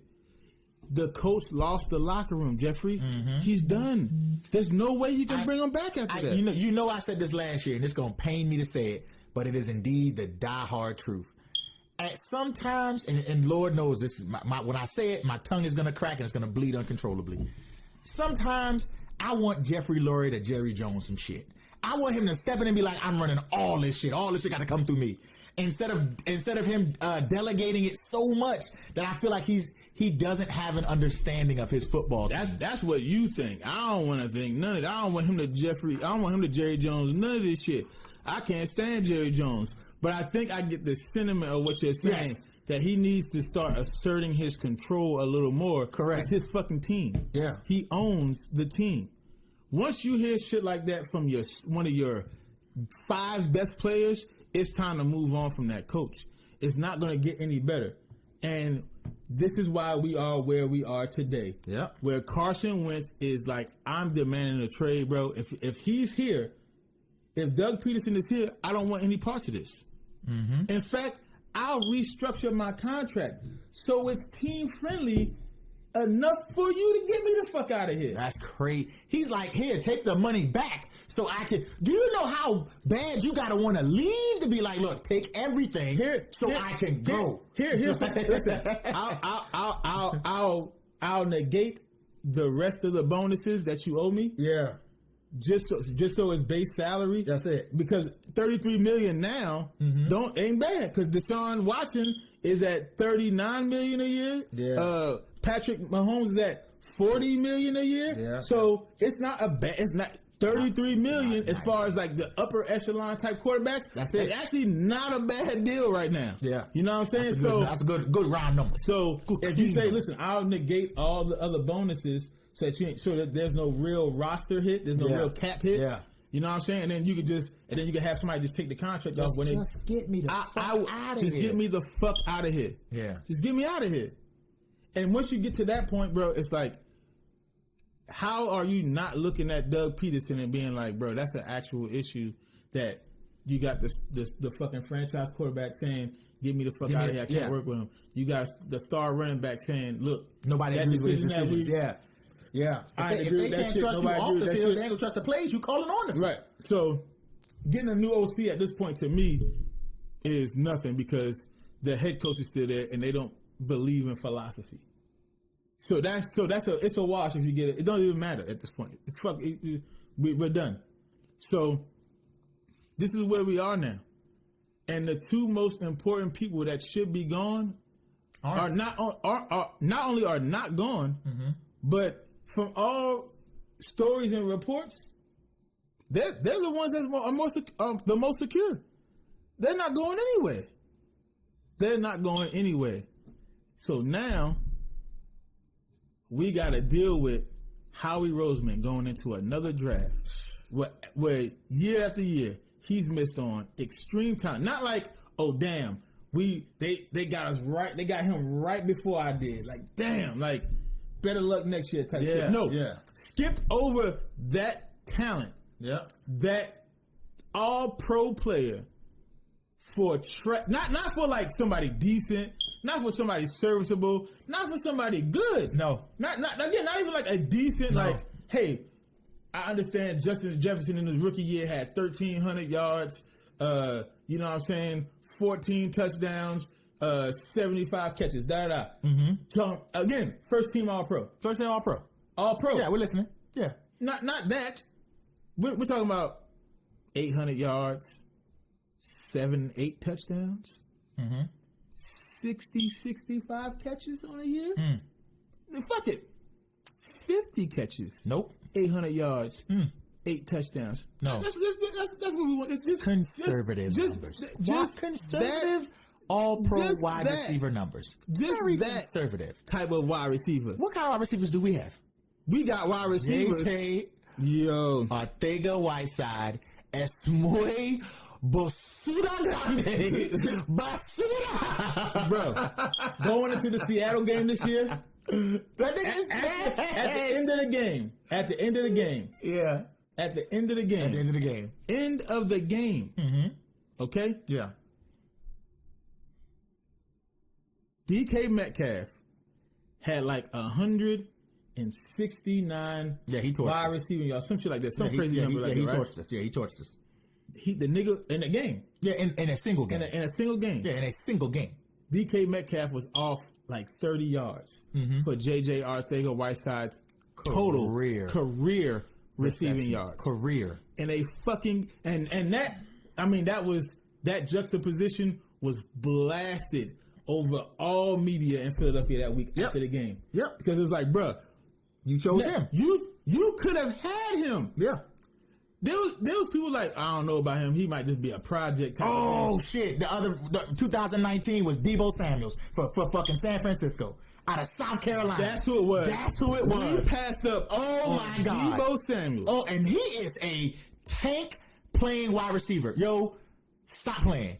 Howie Roseman got to get the fuck up out of Philadelphia. Stop playing with him. Stop playing, bro. Could you imagine a wide receiver core with DK Metcalf, Justin Jefferson, and Deebo Samuels? Oh my God, bro! Come on, stop playing. That is a dime. Every year we play off. And then at that every point, year we NFC champions. Every year. At that point, then if Carson Wentz play like shit, he would, bro. Listen, it's on you. You got, bro. You go. You got the weapons, bro. Yeah, you got the fucking. You got the weapons. There's no fucking excuse at that point, bro. And then all of them under rookie contracts. You're playing with premier talent. One of them is a route running machine. The other one is one of the strongest wide receivers at the line of scrimmage in Deebo Samuels. Yeah. And then the other one on the other side of T.O. is the second coming. Terrell Owens is a fucking physical specimen, a prototype that only God created to give you to play the quarterback position. And if you're playing like the way you played this year with that, then I have nothing to say to Carson Wentz. No. It's like, bro, whatever it is in between your ears, you need to go see a psychiatrist. Yes, he's talking about that. You need to talk to somebody about that, man. Get that off your chest. But again, every year niggas is injured. Every year he playing with garbage men. Yeah. And it's just like so it's like, yes, he was playing bad this year. But how many years do you expect him to carry the team when they keep drafting like this? Correct. When you keep getting injured. When it's like, bro, like you put and then exalt other people, build statues for other motherfuckers who not even with the franchise anymore. That's crazy. What shit is this? That's the thing I didn't understand. Like a banner for Nick, Philly banner, that would have been good. But a statue? Come on, like, and if you're from Philly, you understand that our statues mean a lot, right? Center City, you got the William Penn statue. Outside the art museum, you got the Rocky statue. Like, Rocky, not even a fucking real person. The actual greatest boxer in the history of Philadelphia is fucking Joe Frazier. Where's his statue? Exactly. So you know how if you know Philadelphia culture, when you get an icon like that, like we run to icons in Philadelphia. I can only imagine how that made Carson feel. I can only imagine. So again, even though Carson does have problems, and even though Carson did regress, And even though Carson is the cause of a lot of it, I feel like the precipice of all the problems started with the organization and the moves they made to give him this complex. The moves they made to give him a shit roster to work with. That's right. The moves they made to make the defense the liability that it is today. Except for the front four. The front four, I think, obviously, Fletcher Cox is, to me, Fletcher Cox going to the Hall of Fame. Oh. If not, he could very much well possibly be a first ballot Hall of Famer. Yeah. I would go as far as to say, if there was not an Aaron Donald, I think Fletcher Cox would be considered the best defensive player in the league. Yep. You know what I'm saying? Yeah. If there wasn't an Aaron Donald. Because Aaron Donald's sack numbers went down because he gets a double team every single play. You know who else gets a double team every single play? Fletcher Cox. Mm-hmm. And all he does is ball out. 5th straight motherfucking Pro Bowl. Like, that's all he do. Yeah, listen, and there's only 2 of them in the league who have had more than 3 consecutive Pro Bowls at the defensive tackle position. Fletcher Cox and Aaron Donald. So that's it. That's what that is. That is it. Again, Javon Hargrave, great pickup from Pittsburgh. Yeah, great pickup. It started off a little slow in the year, but really got into it at the end of the year. Very good stopping the run. Yeah. Like very good presence. Like can control the person he's on at the line of scrimmage. You know what I mean? Like Javon Hargrave next to fucking Fletcher Cox. That's a good team. The only problem is Fletcher Cox is a couple years older than Javon. Yeah. So it's like when will we see the fall off for Fletcher Cox? Hopefully it's not for another couple of years so that tandem can grow into something. Yeah. But it is what it is. Brandon Graham, BG been playing like this for the last 6 years. Yeah, man. He has BG been the fact that this is his first Pro Bowl, and I think it's because the team was so bad. Now you can look at it and be like, hey, that nigga got double-digit sacks. Yeah. Like, yeah, he's just been averaging 8 to 10 sacks every year for the last 6 years. Putting in solid work, man. You know what I'm saying? Solid work. Year after year. And because we had either decent or good teams, you couldn't see him shine because you had a Fletcher Cox. Yeah. You had other people on the line making noise and shit like that. So it's like, because we were playing in rotations, it was like he couldn't stay on the field consistently. Correct. Yeah, it was not like an every down kind of thing. Right. Yeah. So now you're just getting to see that. Derek Barnett is hit or miss, and at this point it's like, because he's inconsistent, we just need to move on from him so we can bring somebody in. I personally like the type of player he is. He does get a lot of unnecessary penalties. Fucking idiot. But I do like the edge though. Yeah, I like the edge. Yeah, I like the edge of him. So, that's the only bright spot on the defense is the line. Everything after that, bro, is just like trash. You need to blow it up. Outside of Darius Slay, you need to blow up the secondary. The whole linebacker core need to just be done with. Maybe keep Singleton for rotation purposes. You know what I'm saying? Because again, he is a good tackler and he's decent at stopping the run. But in coverage, he's a straight liability.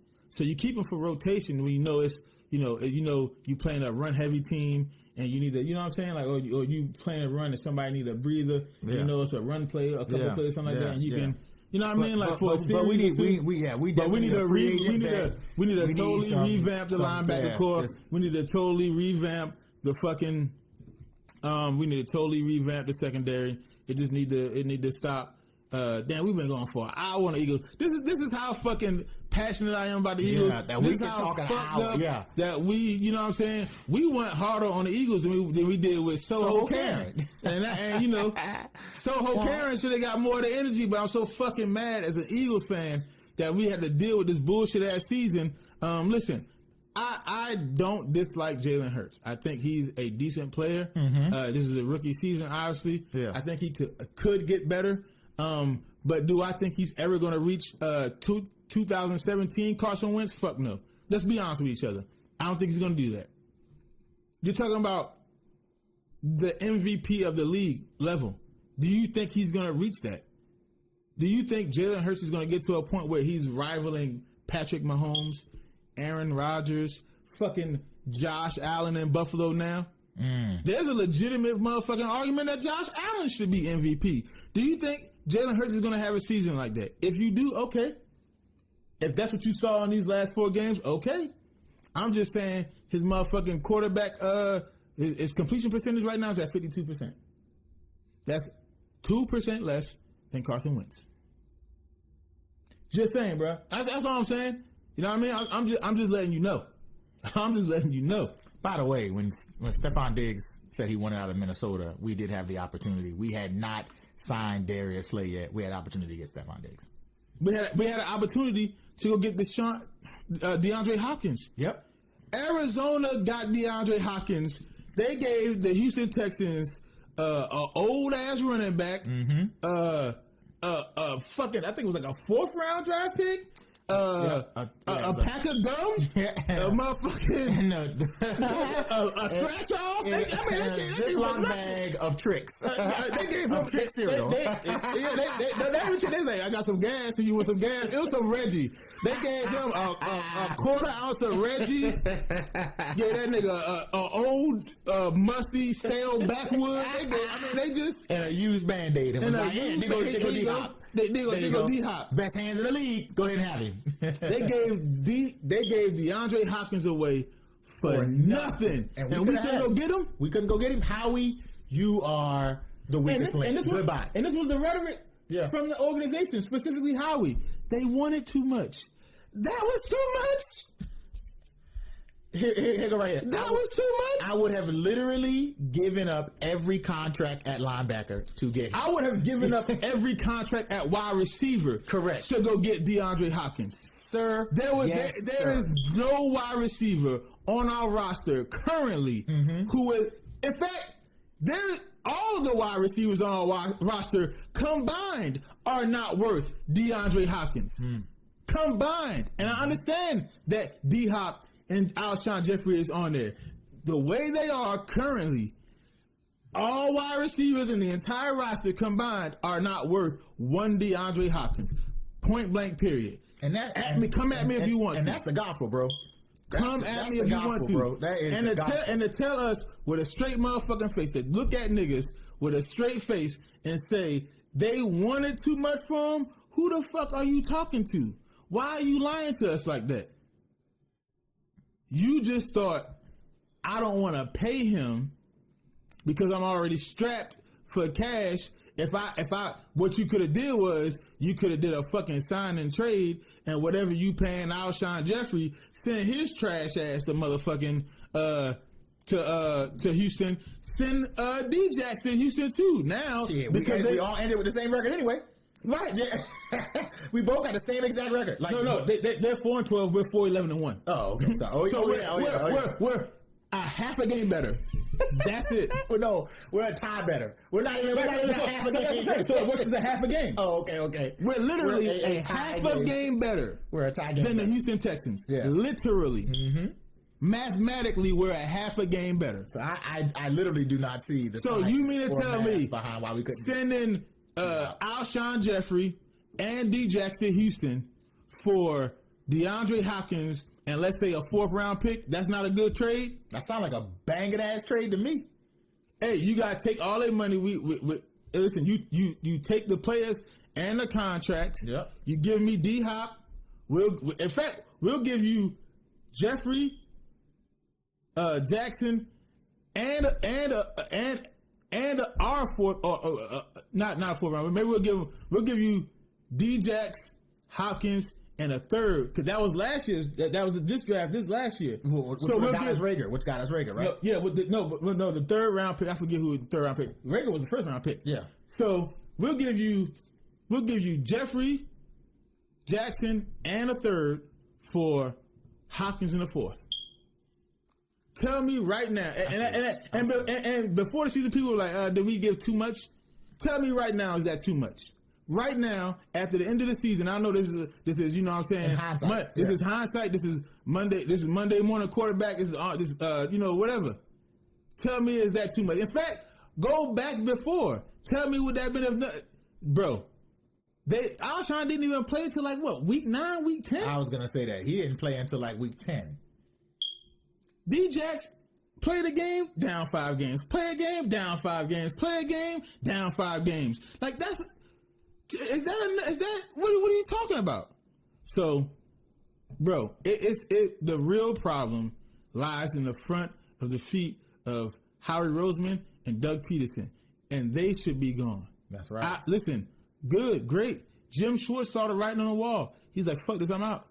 Good, okay, so now we could get someone who has a defense that schematically can work against passing teams in this fucking league. You know what I'm saying? Hey, maybe you get a coverage wide receiver core. Maybe, you know what I'm saying, get some cornerbacks that can at least cover something. Bare minimum cover your own ass. CYOA. You can't even cover that. Just do something different. Okay? Yeah, get a hard hitting something. Get somebody. Something. Give us some personality on that defense. But what defensive coordinator wants to come in and implement his scheme with trash players? That's what Howie's gonna give you. Trash players. Because he gonna draft. He gonna draft. This is what Howie should do. Throw all the other shit out the window. Just draft the best player available. Okay? That's it. Unless you're fuck your sports science, fuck your recruiting. Just draft the best player available. The best player available. That's it. Motherfuckers was like, what's my man's name? And I'm gonna make this joke. What's my man's name in Seattle? Who the brother with the one arm? Shaquille Griffin? Yeah. Shaquille. Yeah, motherfuckers was like, man, Sharif or Shaquille. Yeah, that's what they named. And motherfuckers was like, yeah, his story is so inspiring and everything else like that. I was like, he was like, yeah. They was like, we don't think he'll be, we're gonna see how that translates and everything else like that. He ain't in the league no more. I don't think he's definitely not in Seattle anymore. Definitely not in Seattle.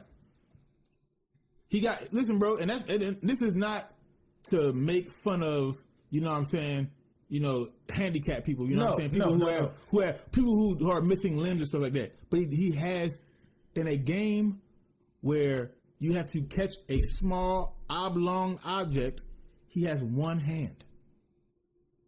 One. You know what I'm saying? An extremely inspiring story. Definitely. Was on a UCF team that went undefeated in college football. Mm-hmm. Went to a fucking New Year's 6 game and beat Auburn. Mm-hmm. Handedly. No, actually it was a pretty close game until the fourth quarter. The fourth quarter, yeah. They wore down on them. Mm-hmm. But he was one of the star defensive players. So he is an inspiration, bro. That's not but again, the NFL is a different creature than the fucking NCAA. You know what I'm saying? College football and NFL football are not the same. And it just didn't translate because the NFL is so much faster, motherfuckers are so much stronger, and you can't tackle niggas with one hand in the NFL all the time. It just doesn't work like that. Niggas are way too strong. So and again, Seattle did that shit, and they were like, listen, we tried it. We felt like he was a player. We gave him, you know what I'm saying? We gave him the opportunity. It is what it is. And I don't think they thought he was the best player available. I think they got his brother. His brother is good. His brother's good. I mean, listen, if he didn't lose his hand, he'd be a better player than his brother. I'll go as far as to say if Shaquille had both hands, he'd be a perennial Pro Bowl linebacker every year. Because if he was doing that in college with one hand, imagine what he would have been doing with two. Mm-hmm. But at that point, he would have never went to Seattle. He would have been fucking high up on the draft. He would have been somewhere in the first round. Yeah, you know what I'm saying? Yeah. So just pick the best player available. Just pick the best player available, bro. Stop with the nonsense. Did you honestly think that Jalen Reagor? That nigga must not. Did you honestly think that Jalen Reagor is a better player than fucking Justin Jefferson? Well, Jalen Reagor fits our scheme better. I didn't say that. I didn't ask that. I said, do you think that Jalen Reagor is a better player than Justin Jefferson? And if you answer yes, that's all we need to know. And Jeffrey Lurie should have been fired you. Because you're not going to sit here and lie to me and tell me that Jalen Reagor is a better football player than Justin Jefferson. You're lying. He's not. Do you think J.J. Arcega-Whiteside? I'm not even going to ask that question. I shouldn't even fucking dignify that question with any life or breath or air or energy at all. Ward is a practice player. We're not going to do that. And you know what? To his credit, he played serviceably. Yeah. Last season. This season, I don't know what the fuck happened to him. That nigga cannot field a punt to save his goddamn life. But last year, he played admirably. You know what I'm saying? He played his heart out last year. But that's what he played his heart out and didn't get 500 yards receiving. You understand what I'm saying? He played his heart out and did not get to 500 yards receiving. Led the Eagles in wide receiving last year, just didn't get the 500 yards and played his fucking heart out. Now, Zach Ertz led the team overall in receiving yards. Yeah. But as far as wide receivers, Greg Ward led the team last year. So this shit is getting old for us. It's just getting old, bro. Yeah, it's just getting old. It's starting to get old. It's starting to get old. If y'all got that Super Bowl hangover, let that shit go. It's on to the next man. Doug Peterson constantly be like, well, it's next man up. Well, motherfucker, your job that goes for your job too. Next man up. You're not doing what you got to be doing. Next man up. Little playoff update. The Bills getting in the coach's ass right now. 24 to 10. I knew that was going to happen. I think people are sleeping on the Bills right now. Yeah. I like how the Bills play football, bro. I think the AFC Championship is going to be Bills at Kansas City. That's what I think the AFC Championship is going to be. And I think if Kansas City is not motherfucking careful, they're going to be unpleasantly surprised by that Bills team because Josh Allen is not fucking around this year. Mm-hmm. That young man is playing some motherfucking football. He has a very nice wide receiver core. He has obviously the number one option deep threat. He has the slot receiver in Cole Beasley, who also is an All-Pro, second team All-Pro. They got a decent defense. They got a very well-rounded offense. You do not want to see Buffalo right now. And Indianapolis has a dope defense. Yeah. They busting Indianapolis ass right now. You don't want to see Buffalo in the playoffs right now. So, that's just our playoff update while we talking about this trash ass Eagles team. It's just, again, let's end this shit. Let's get off because we've been on these motherfuckers too long. I got you. This shit needs to stop. The right move Jeffrey Lurie should make is to get rid of Howie Roseman and Doug Peterson. And the only reason why I say get rid of Doug Peterson, even though he's a Super Bowl winning coach, is because he does not have the locker room anymore. It's done. He doesn't have the locker room. That's it. Howie Roseman is just. I know there's people that were saying the reason why you should keep Howie Roseman is because he's one of the best GMs in the league at the cap. He's a capologist. Motherfucker, he's the reason why we're in cap hell. So, yes, maybe he could fix the cap, but he's also the reason why the cap is fucked up in the first place. Capologist? I don't know what that is. Bro, I'm just saying, bro. It just doesn't make any sense. Are we winning? Why you should keep him. There's better GMs in the league. There's people who... So he's good with numbers. Bro, I'll tell you what numbers he don't give a fuck about are win-loss column numbers. I don't give a fuck about the back office numbers, nigga. Are we winning? Some more numbers he don't give a fuck about. The number of busts he's drafted all these years. Are we winning? The number of Pro Bowlers he's drafted. He don't give a fuck about that number. Are we winning? That's what does that number look like? How many games have we won? So anyway, the wrap the Eagles up, man. Listen. Fuck all that. There have been some firings. There have been some stepping downs that some releases show a little bit of promise. Howie Roseman did get Alshon Jeffrey and Malik Jackson to restructure their contracts, and I think the contracts were restructured in order to move them. So that's good, but it's too little, too late at this point for him. Absolutely. There needs to be more firings, and then it needs to be two more firings. That's Roseman and Peterson. And then you need to find a new GM and a new coach. So again, and it's going to be hard. And next year we might not win a lot of games because we're gonna have a new DC, but that's new okay. OC, but that's new okay. coach, new G. But so basically, okay. a whole new front office. Basically, you know what I'm saying? A whole new coaching staff. You know, and that's fine because if you can get rid of a lot of the older players and infuse it with new talent, then you can create the culture that you want and need in the locker room, on the field, in the fucking training facility, in the fucking in every room, you know, linebacker room, QB room. When you're talking about studying film and shit, you could create the culture that's needed to make this franchise, the winning, more sustainable. To live up to the promise that Doug Peterson said that one fateful afternoon in Philadelphia when we had that parade, when he said, "Get used to this. This ain't it. This ain't it." Where we are now, that wasn't the promise that was made to us. Shit. We don't want to get used to this. I don't want to get used to this. In fact, I'm gonna keep it funky with you. I don't want to get used to 9 and 7.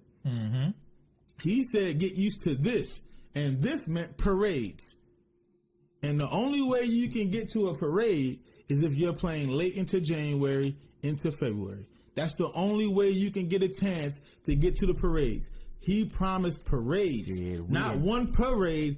Parades. We didn't make it out of November. Our season was over in November.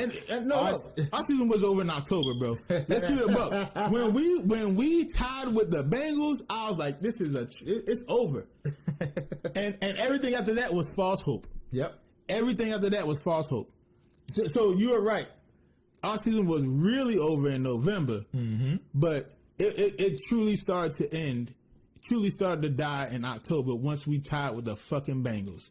At that point, bro, it's like everything after that was false hope, and then to go into the we hadn't lost to the Bengals. To go into the Dallas game, it's like 97. To go into the Dallas game, mathematically end it, thinking that we can win this shit. Yeah. That was, again, more false hope.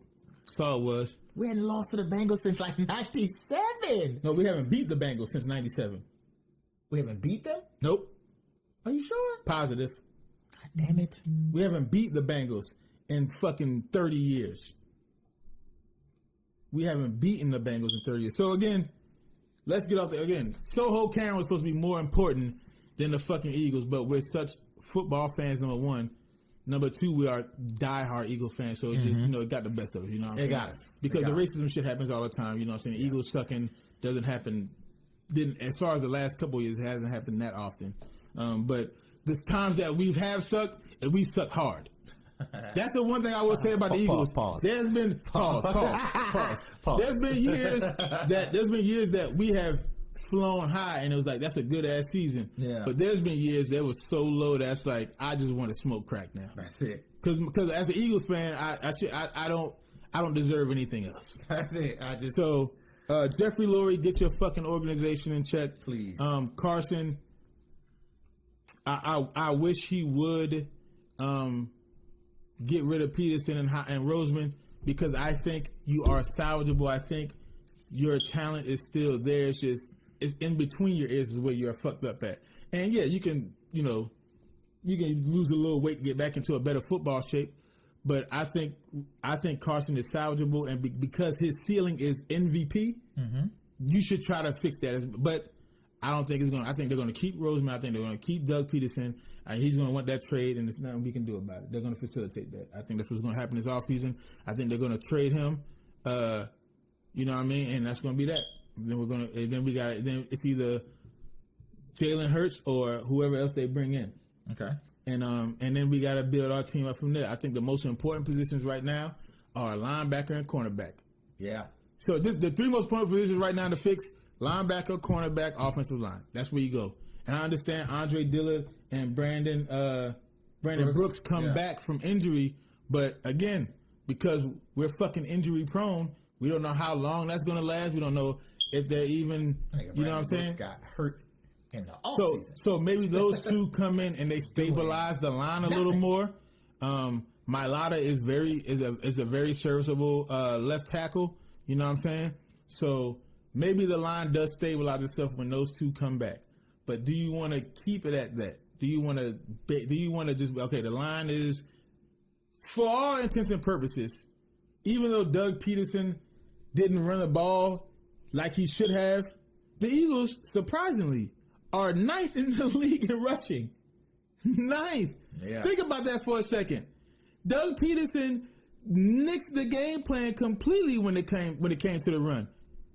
Just didn't run the ball at all. Think about how the games went. Miles Sanders was eaten. At one point, he was averaging like 5.5, 6 yards per carry.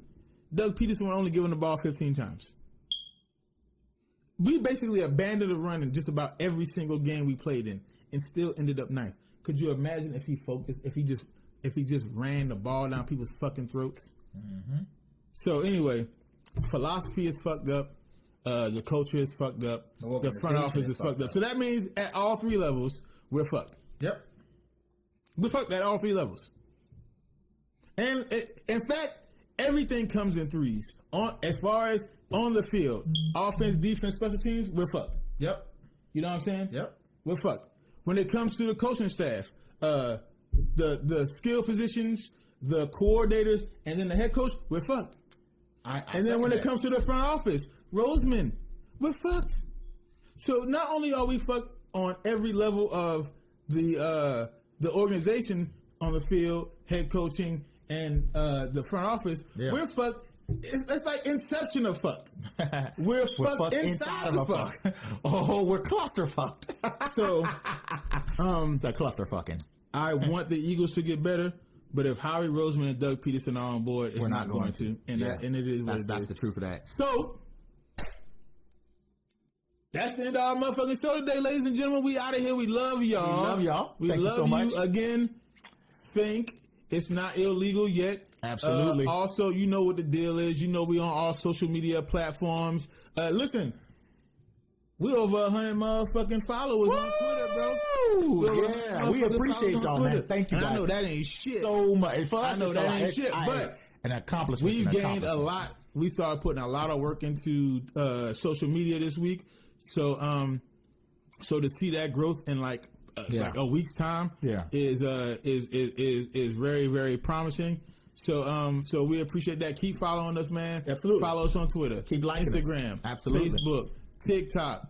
Go to YouTube. Like the video. Subscribe to the channel. Listen, the podcast shows up everywhere. Primarily, we're going to push Spotify and or Apple, but we're on fucking Spotify. Yep. We're on Apple. We're on iHeartRadio. Yes. We're on TuneIn, Podcast Addict, Podbean. We're on Google. We're everywhere. You can Google us. Google us.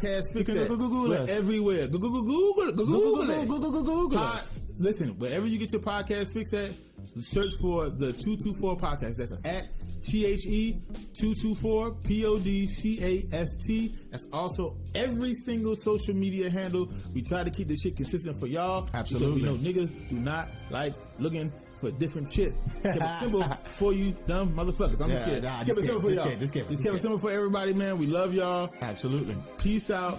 See y'all motherfuckers. See you next time. Tomorrow.